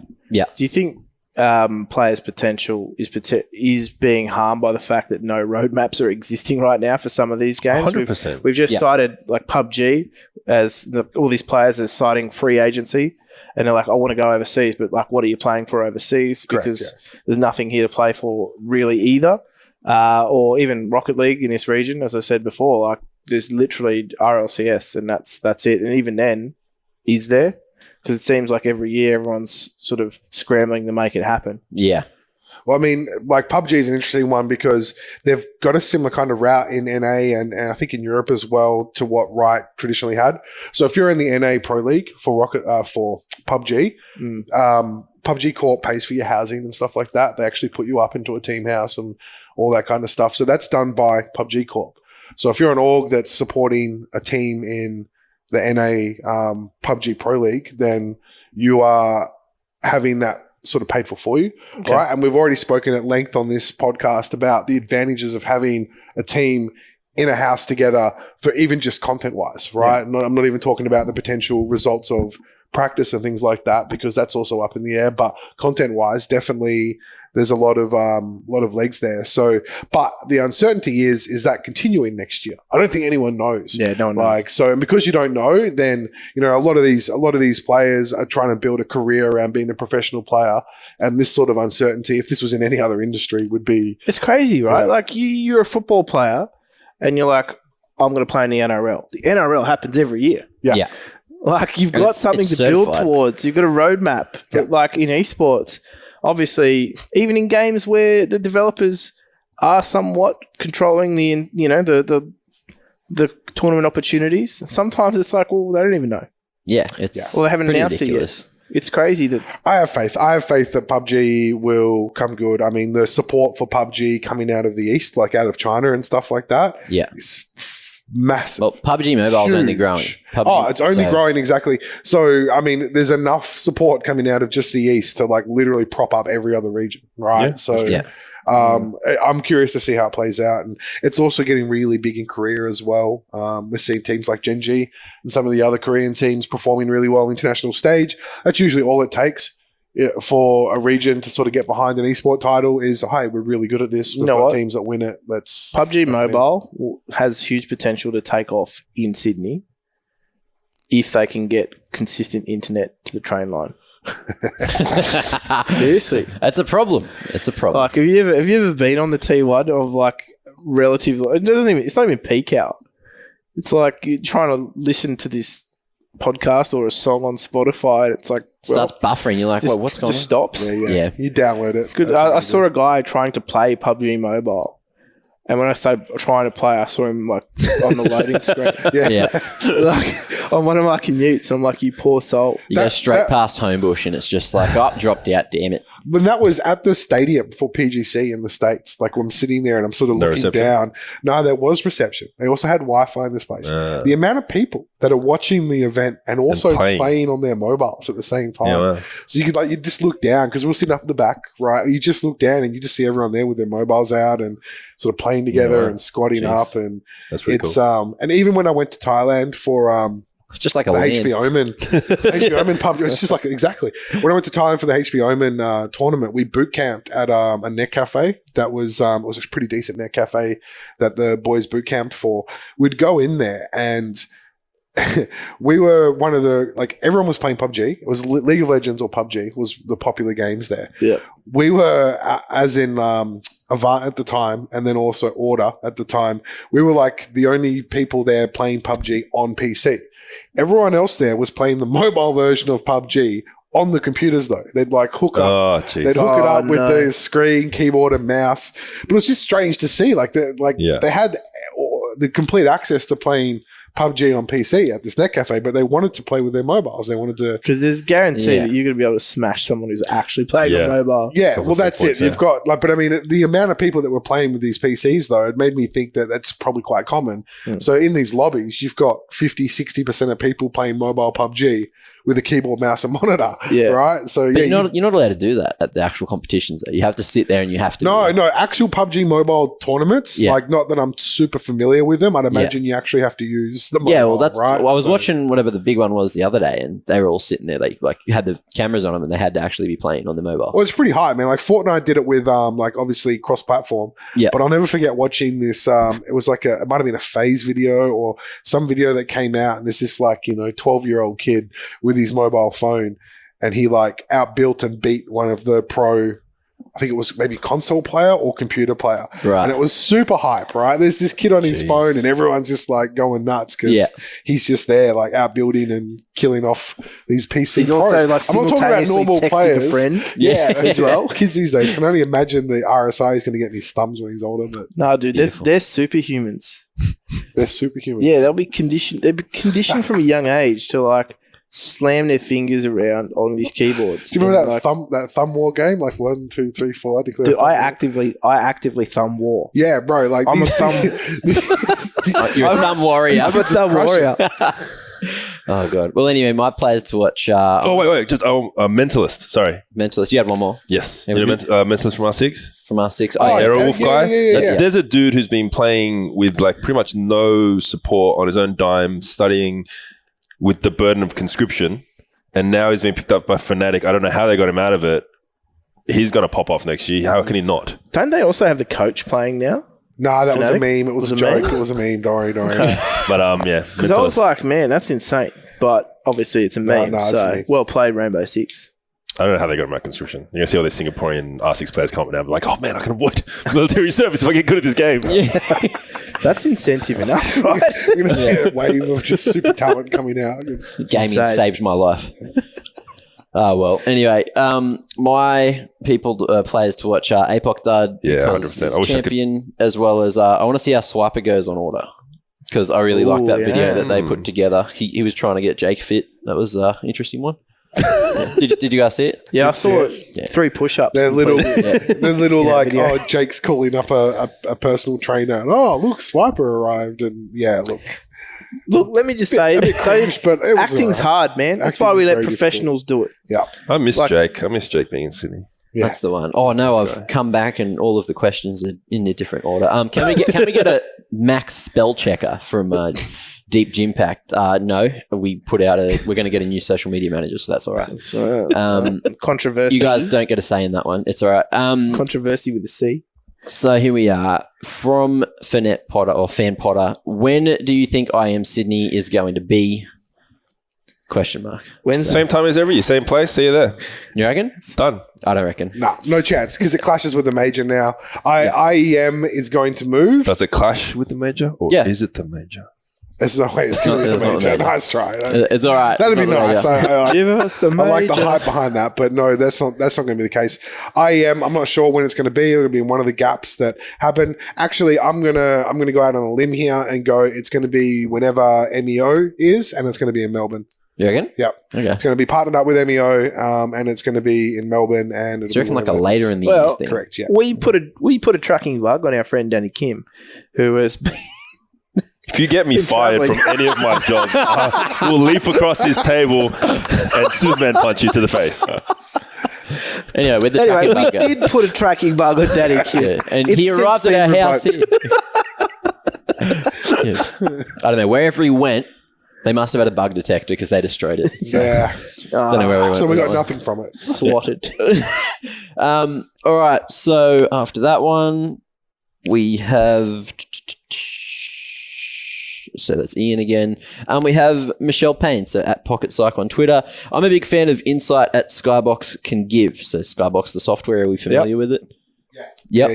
Yep. Yep. You're familiar with it, Danny? So it's pretty much a demo viewer for CS that just like loads it up and doesn't suck like the demo watcher in Right. Okay. but it also makes it like, removes the walls and you can watch Some it from third different- party stuff. Yeah, different angles and shows you really cool bits and pieces. Will we see more of this software in LANs in 2020? As in, I'm assuming, I think Chad might have been using it for a I've been using it third for party ESL thing. Pro League in TAC timeouts. Yeah, okay. Well, there you go. So for that, and that's the question. Will we see more of this software in LANs? Maybe, because it's probably going to cost a lot, even though ESL will have it.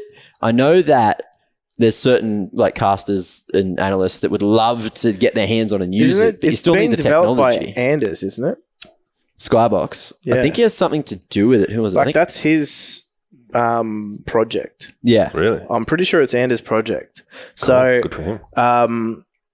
it's a tool for teams to obviously help with their demo reviews, and obviously from Yeah. a broadcast perspective, for ages, I think the biggest pet peeve of any broadcast talent, particularly on CS in this instance, has been the lack of diversity for tools for them to be able to bring exciting new ways of showcasing rounds, breaking things down. Obviously, there's limitations in the size of the broadcast team that you've got, and if you've got someone on EVS replay that knows exactly what you want them to clip, and they can clip it in that X amount of time that you've got between games, because they've also got to highlight things for the actual match themselves. But I think we're going to see more of it, because I'd love to because it's filling a gap in the market that analysts have wanted for ages, in that they wanted different ways to make analyst desks more exciting. Yeah. Even like the weatherman segments, Sponges harped on about it for ages. Not enough TOs are investing in that sort of bits and pieces. I mean, there's an argument saying that no one, less viewers watch the analyst desk segments, but the counter argument is we'll make them more interesting, and they will. Yeah, well, that you haven't even, it's not even tried and tested at this point. Well, yeah, like the weatherman segments use a telestrator, and that telestrator equipment's pretty damn expensive. Yeah, of course. To invest in. Yeah. So, like, I don't know what if there's an associated cost with Skybox. I assume there would be. Yeah, I'd purely just be, I don't know, guessing at that point as to what it would be. But I think I'd love to see more of it. I think it makes sense also from Skybox perspective to get their product out there a little bit more, because, as I said, that could be a real assistance to teams in making the most amount of their practice time. I And think also just getting it in front of the eyes of people that could use it. Yeah. I think we're going to see more tools like this over the next sort of 2020, 2021. I was speaking to Maverick about some cool stuff that he was talking about, with the use of AI and things like that. Imagine being able to, in your practice environment, scrim Astralis. And what I mean by that is having AI and in-game bots mimic what Astralis does on a particular map. Oh, that'd Learn be it, interesting. mimic it, and then you could actually practice that. So you can practice the Astralis CT side on Inferno, right? By having in-game bots that have been programmed to do and react the way in Sounds like which. a lot of work. Oh, I know, but this stuff is coming. It's not Just wait until they become self-aware, and then the crowd starts chanting where you are. but this is just an example, and I mean, credit to Mav for that one. This is something he was talking to me about a while back as well. So I don't want to. There's some cool tools out there, actually. The one that I was listening to a podcast about was 16.0. Yeah. And the technology was essentially somewhat limited by like the infrastructure needed for it. But effectively, what it was a demo viewer, in that you didn't need CS like as a client on that computer to do anything. You would just load it into this program, and in theory, you could go to any round and any POV, and it would stream it to you as a video. Okay. Yeah, right. So, like, if you wanted to analyze a round and, you know, view it from this guy's perspective, you just need the demo.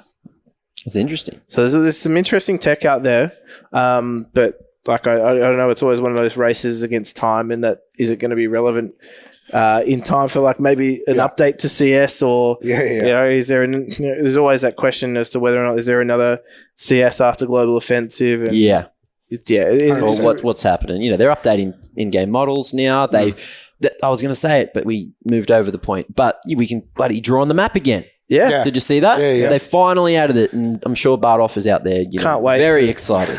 Can't wait to just see people drawing dicks on the maps again. That's great. When I started casting, I did a lot of I saw them come and then turn it into a penis somehow every time I drew on it. Yeah, but it'd be a very elaborate penis, and actually was used to analyze the round a little bit before I turned it into a penis. It was a thing I did, on stream. What's the difference between a penis and an elaborate penis? Like it was an elaborate story, and then the line would eventually somehow come back to be a penis. Like the phallic esports Mr. Squiggle. Yeah, exactly. Wow. Exactly. It Upside was a down, great time. I did, what is it? Creative arts at uni. So I had to learn how to draw many a penis. Anyway. But yeah, I think we're going to see is that the one where they have the live tools subjects come in and they just model for you? It's like, we found Ursula. Saw one of them the She's other day. 82 from the nursing home, and she's going to be your subject. Oh, God, today. Ursula had a penis? That's a weird university, bro. I didn't see it from Don't judge. At least she can wear a condom. Anyway. Can I just clear this up? I can wear I don't know why it's remember, but I can wear a condom. It's an oral latex allergy. Is it a fashion accessory though, or is it? So It's a preemptive measure. So you can't put a condom in your mouth. Cannot do that. I don't know. I haven't tried. Content. Okay. Anyway, continue. You would suck to that party game where they try and blow it up over the head. Yeah. I forget about that all the time. Anyway, there was a second part of the question, which was, I'd love it to replace the little map, which, as someone without a background in CS, I find non-informative visually. Skybox as a mini-map. As a mini-map. So maybe if you top down it. Yeah, there's been a few TOs. That's actually an interesting take. Yeah. A few TOs have taken it on their own to add all that extra info to the map. For example, like where the kills have occurred, where the smokes have gone down, and Molotovs, things like that, and whatnot. I think it could be utilized in that way, but if you really want to utilize it, it needs to be manned by someone as well. Like it needs to be like a little stats pop out that woman by someone. Oh, it's a term. Ian, we are diverse. Didn't realize that Ian was here in spirit correcting everyone. He's trying. Okay, so we've stuck on this one for a little bit. From MJ, devise an imaginary budget and plan to take a tier 2 esport to tier 1 over any time frame you want. And we came up with one really quickly before the potty. Oh, I mean, it wasn't serious. Have you got 3 hours? But we don't have time to do a serious one. You get your $52,000 budget, right? You got $1,000 a week. Each weekend you go into the casino and you put it down on roulette. And if you hit, then cool, we got enough money to go tier 1. If you don't, you try again. You're obviously betting on numbers then. Yeah. If you, okay. That makes sense. My counter question to this, and it's not going to occur until we get this information, MJ, is this budget all up front, or do we have to wait on esports terms? Are the payments going to be late from sponsors? Are the flight costs going to be extra? It's imaginary, so you can make it as great as you want. I want to make it realistic. Okay. I want to receive late sponsor payments. I want to have to pay more for my flights because my team has waited so long for that sponsor payment to get to that local land. Or information from the TO. No, the information from the TO comes through within 24 hours. Therefore, I have to expedite something.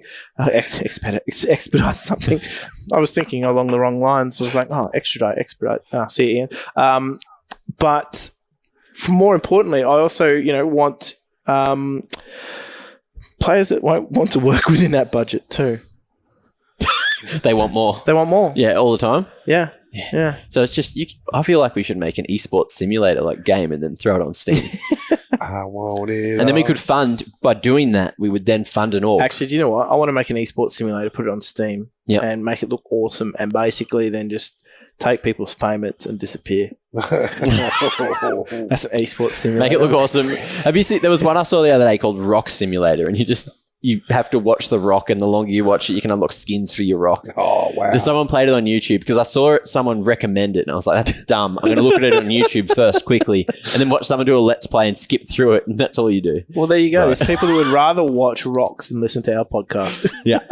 There was a lot of views on that too. There was a lot of views. So we are less entertaining than a rock. I'm happy with that. That's So cool. We'll take that.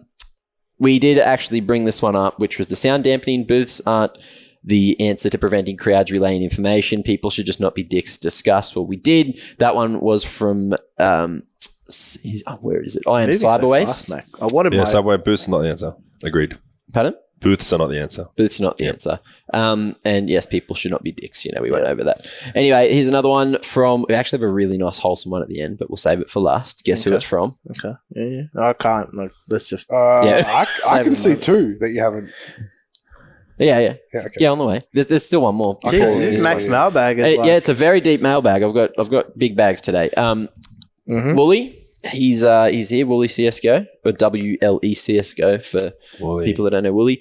After Pro League, Malta tweeted about frustration hitting a wall. If you were Renegades, would you replace anyone? If so, who would you replace, and who would you replace them with, local or international? I want to have a crack at this first. They had to play like Astralis and Mouse. And Mouse, made it to the semis, and they've been having a cracker.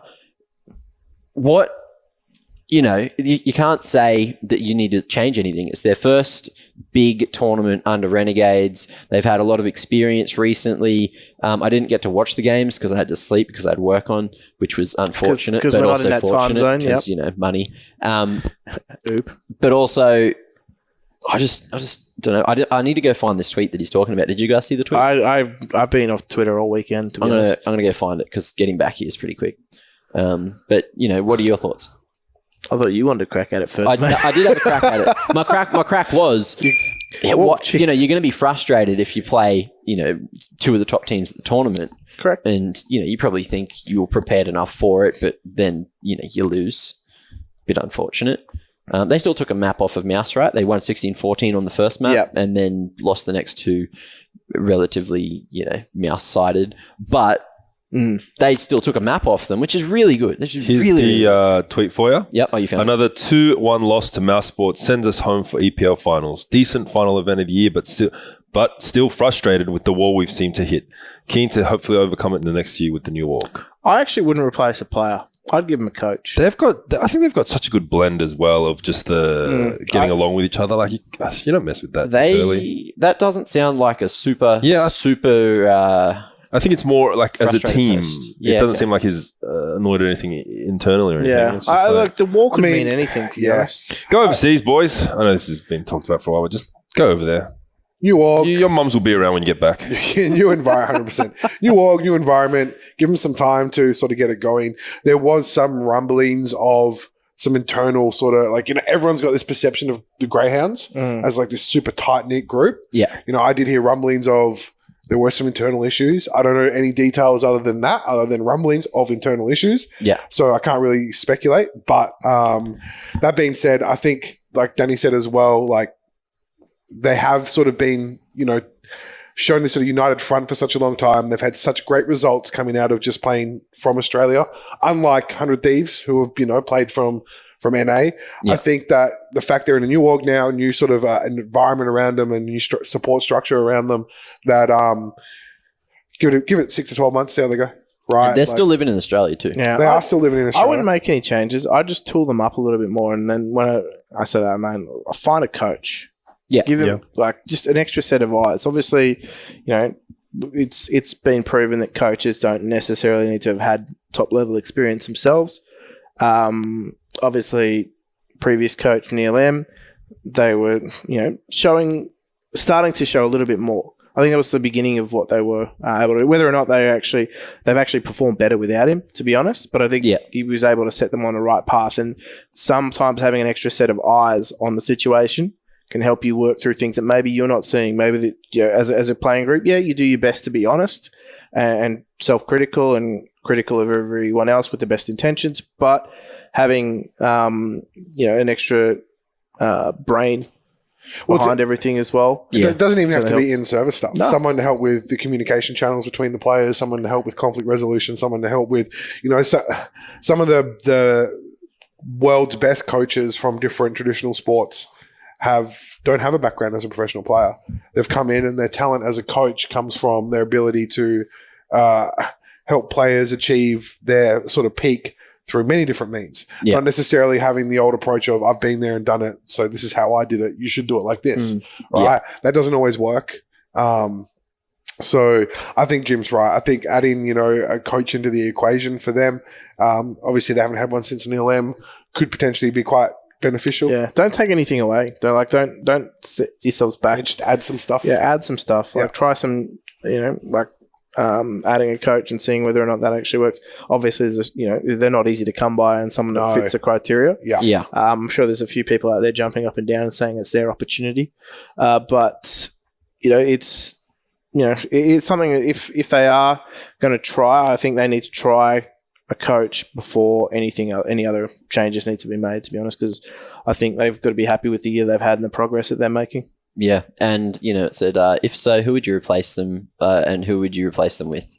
Or who would you replace and who would you replace them with? So we would replace the non-existent coach with someone that is a coach, and I'm assuming international because I can't see anyone here that is a coach-worthy coach of a big international team that's jumps out at me.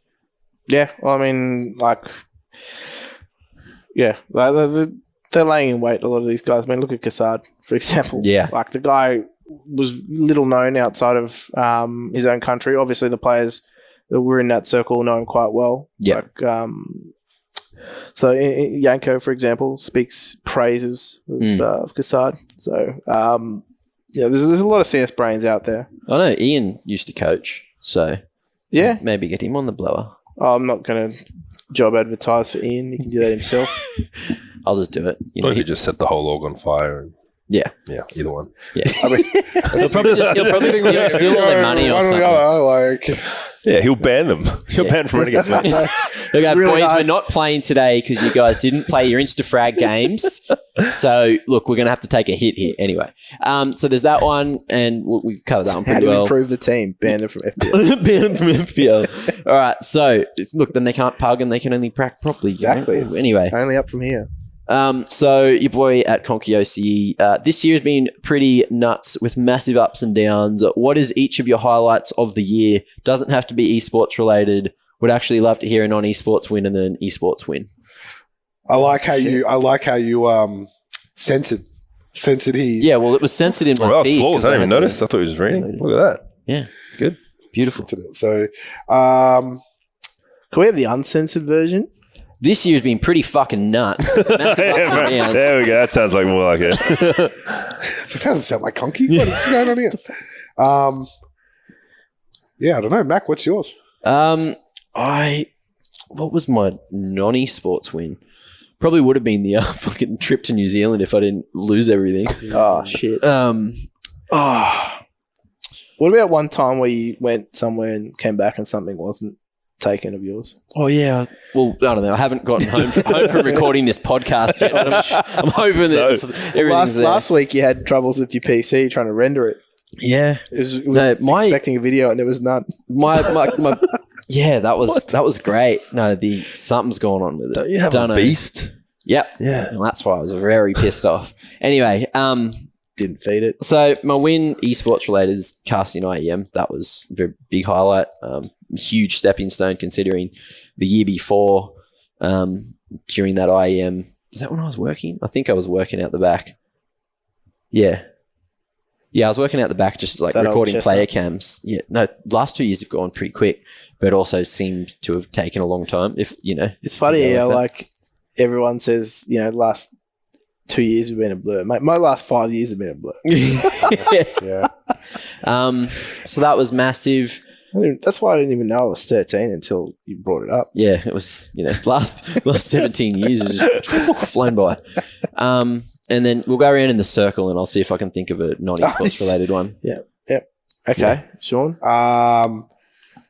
Look, it's been an action-packed year for myself. There's been a lot of sort of ups and downs. I was, obviously incredibly proud of what I was able to do with Avant through the start of the year and things like that, and sort of the entry into the OPL and helping them build a CSGO roster that, was made it to a major and things like that, or at least to the major qualifier and all that kind of stuff. So that was a pretty big up. Non-esports one, well, I don't know. Everything's kind of been esports for me this year. I think obviously even this podcast and some of the stuff that we've sort of done and moving into this place with Jim and Iain and things like that has been pretty good. And Tyson, it's easy to forget. The silent member at every meal. That's it. I think that would sort of be one of the biggest ones. In particular, sort of going to Berlin for the CSGO major, the Starlighter major, and things like that, and knowing where we sort of started at Avant when I came on board, and sort of the struggles we had to overcome to even be in a position to have a team that was competitive at that level, and even some of the stuff like in the OPL. So Avant's best ever seasonal result in that first split, which was my first split of the OPL, was pretty exciting. Yeah, I heard you got to wear a suit on stage.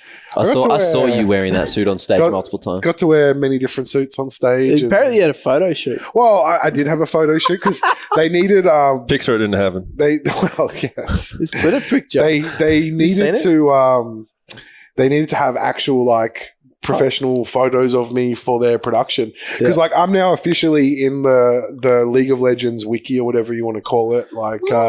As an official League of Legends coach. Okay. So I'm now I'm officially have been a League of Legends coach. What's your success rate? Not great. Okay. What's your coaching stats? It's did not. Did you get a page for the Avant one when you're at the Mono? I don't know, because I didn't claim to be a coach. When I spoke to Starladder, I was more support. Standing on stage yelling, "Nice! Yeah. Come on!" Yeah. It was actually, I look back on that and it's a little bit embarrassing about how limited my vocabulary was without swearing. So just being on stage and saying "nice" and "come on" consistently was a little bit cringe, but look, that would probably be a bit of a highlight, though. I don't know. There's been lots, though. There's been lots of things. Even going to spending 3 weeks in the States doing the whole PGC thing, working on my new enterprise that I haven't really announced. We get it, Sean. 2019 was a highlight, man. Yeah, it was a good year. Yeah, if it only saves you once a year. I mean, I guess one of the downs would be also to do with victim of advertising with Avant as well. Seeing some of the stuff that's happened recently with the org and with the team since leaving. Has been, a little bit, upsetting. Obviously, some of the issues behind the scenes going on with some of the health stuff and things like that, and some of the stuff that's manifested from that, and some of the decision making and things like that has been a little bit disappointing. But obviously, nothing to do with me now, right? So that's it, mate. You're on clear skies. So you're saying that's like a win that you're not there? No, I actually feel like that's a little bit upset by it, right? Yeah. And not in a way that I'm upset with them. I'm just upset for them, right? With some of the stuff that's happened. For me, so I think highlights on the esports side, it's been pretty good, man. Obviously, getting to do a bit of desk hosting this year is a different role for me. I wouldn't say I'm super comfortable with it. I still prefer casting over it, but having a few desk hosting gigs, obviously, between Extremesland and earlier in the year doing some stuff with the RLCS qualifiers here in OCE, and also a little bit of sim racing. But definitely working on the project that was the Supercars E-Series. And helping tie that together between the community and the production team, and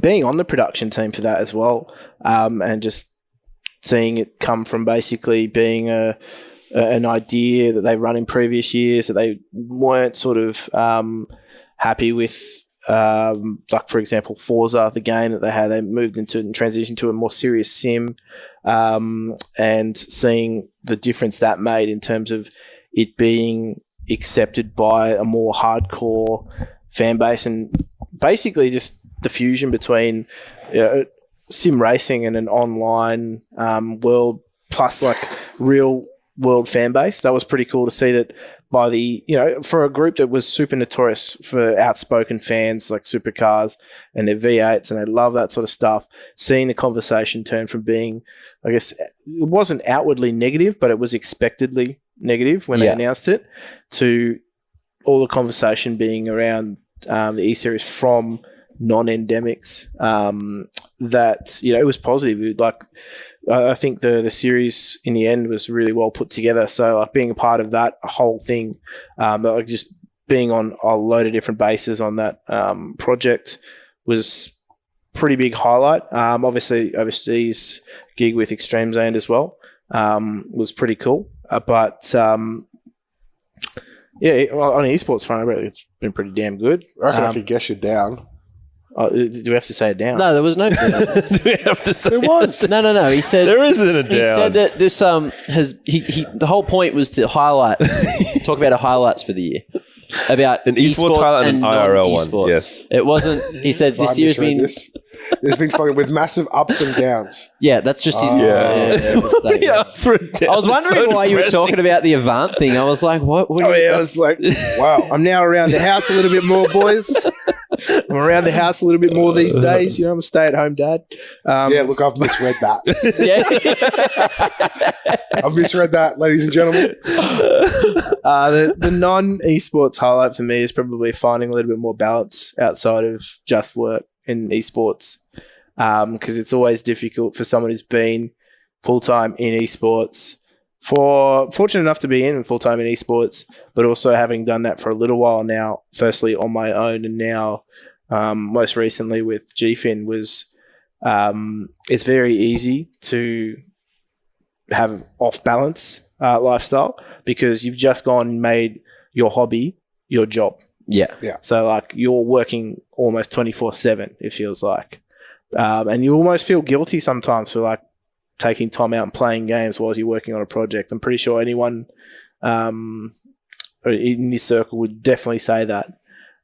But yeah, like finding balance and just finding more time to do things outside of gaming, whether it be like taking a road trip, going to the gym, Finding love. Finding love. Yeah, wait. Didn't you mean It's getting deep right now. This is a highlight, man. It's a highlight. But yeah, basically, just finding some balance. I think in all the craziness that has been esports for the last couple of years it's been a highlight. But I'm still trying to find it. I'm not saying it's perfectly balanced, but it's getting there. Old mate.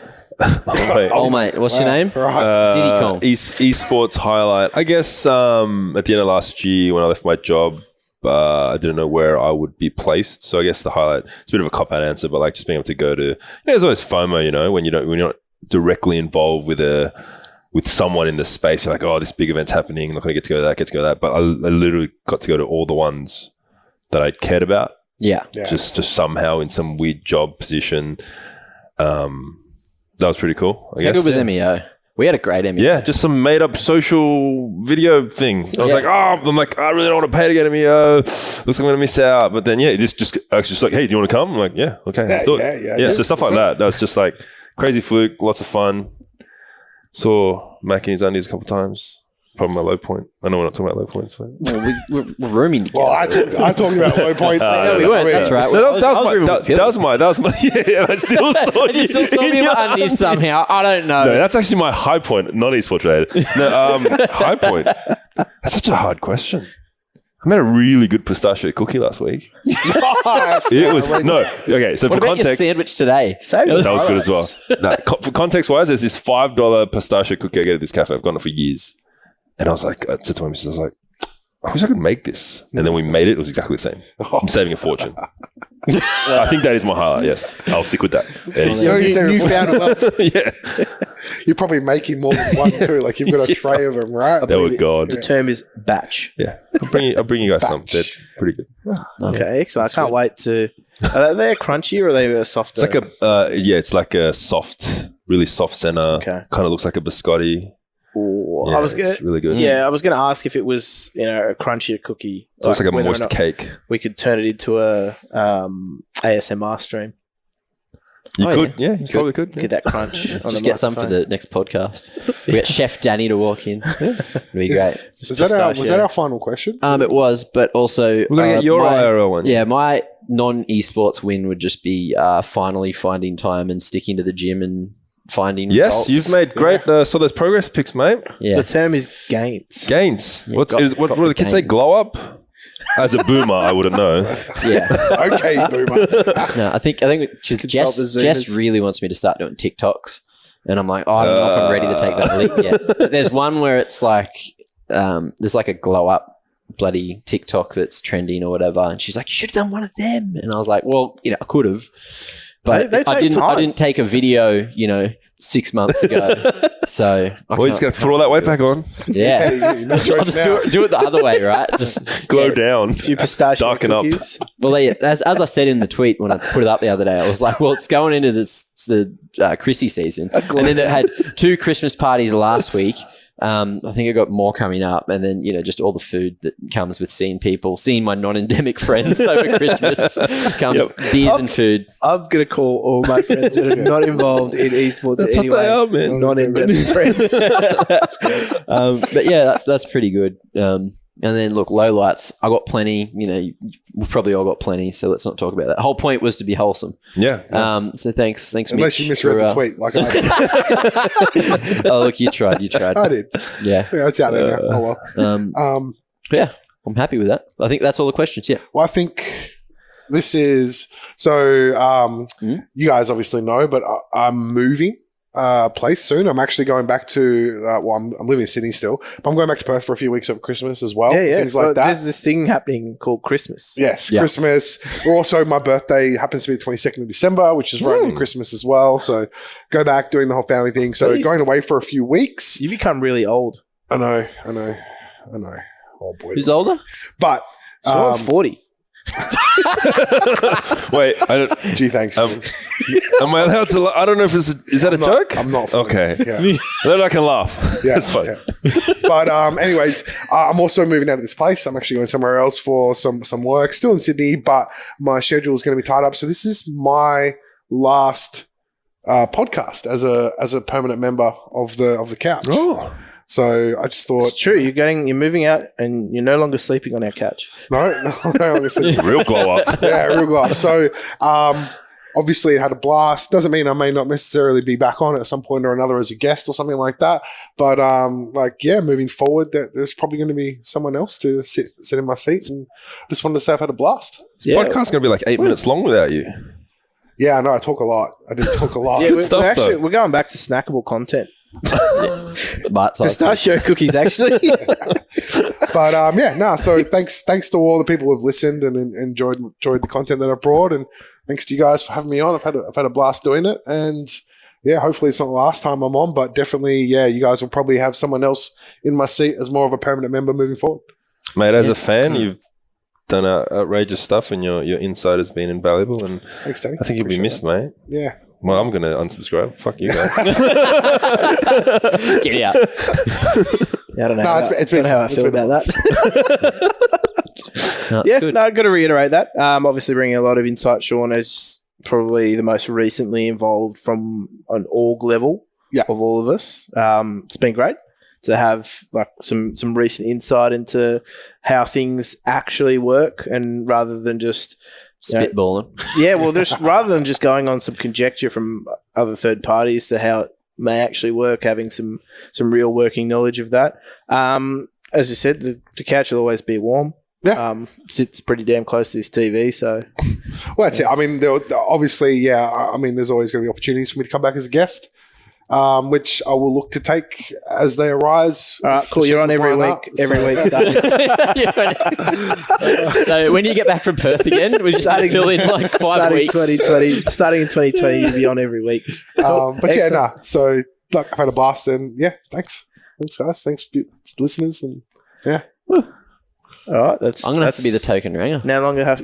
Yeah, actually, I said before we over-indexed on gingers. Well, we're going to have to redo the graphics in the intro video. Oh, no. Well, they're in black and white. It's fine. It's true. Beautiful. Oh, no. The good old workaround. Yeah. Just find some other guy with sunglasses and a vape. Awesome. Okay, so that's pretty much esports around the grounds here in OCE. So thank you very much, Danny Kim, for sitting in the seat of Ian Snyper Turner. It's certainly been less controversial. Controversial. Sial. Podcast. I wouldn't say it wasn't without its moments, though. Today I learned. Moments. Yeah, well, yeah, there you go. Oh, I'm still there. I'm still going to avoid walnuts now. Yeah, it's been fun, guys. See you again, never. Let's wrap this up. I want to go. It's like, as we said, Danny, this is your audition, and we'll still be auditioning next week. With someone that can wear a condom. That's a prerequisite. It's pretty important. Oh, dear. Anyway, stay safe, stay protected, and, well, if you can. Was that intentional? Yes, it was. Well done. Okay. Well done. Let me just wrap this pay up, that. Danny. Let me just wrap this up. Stop it.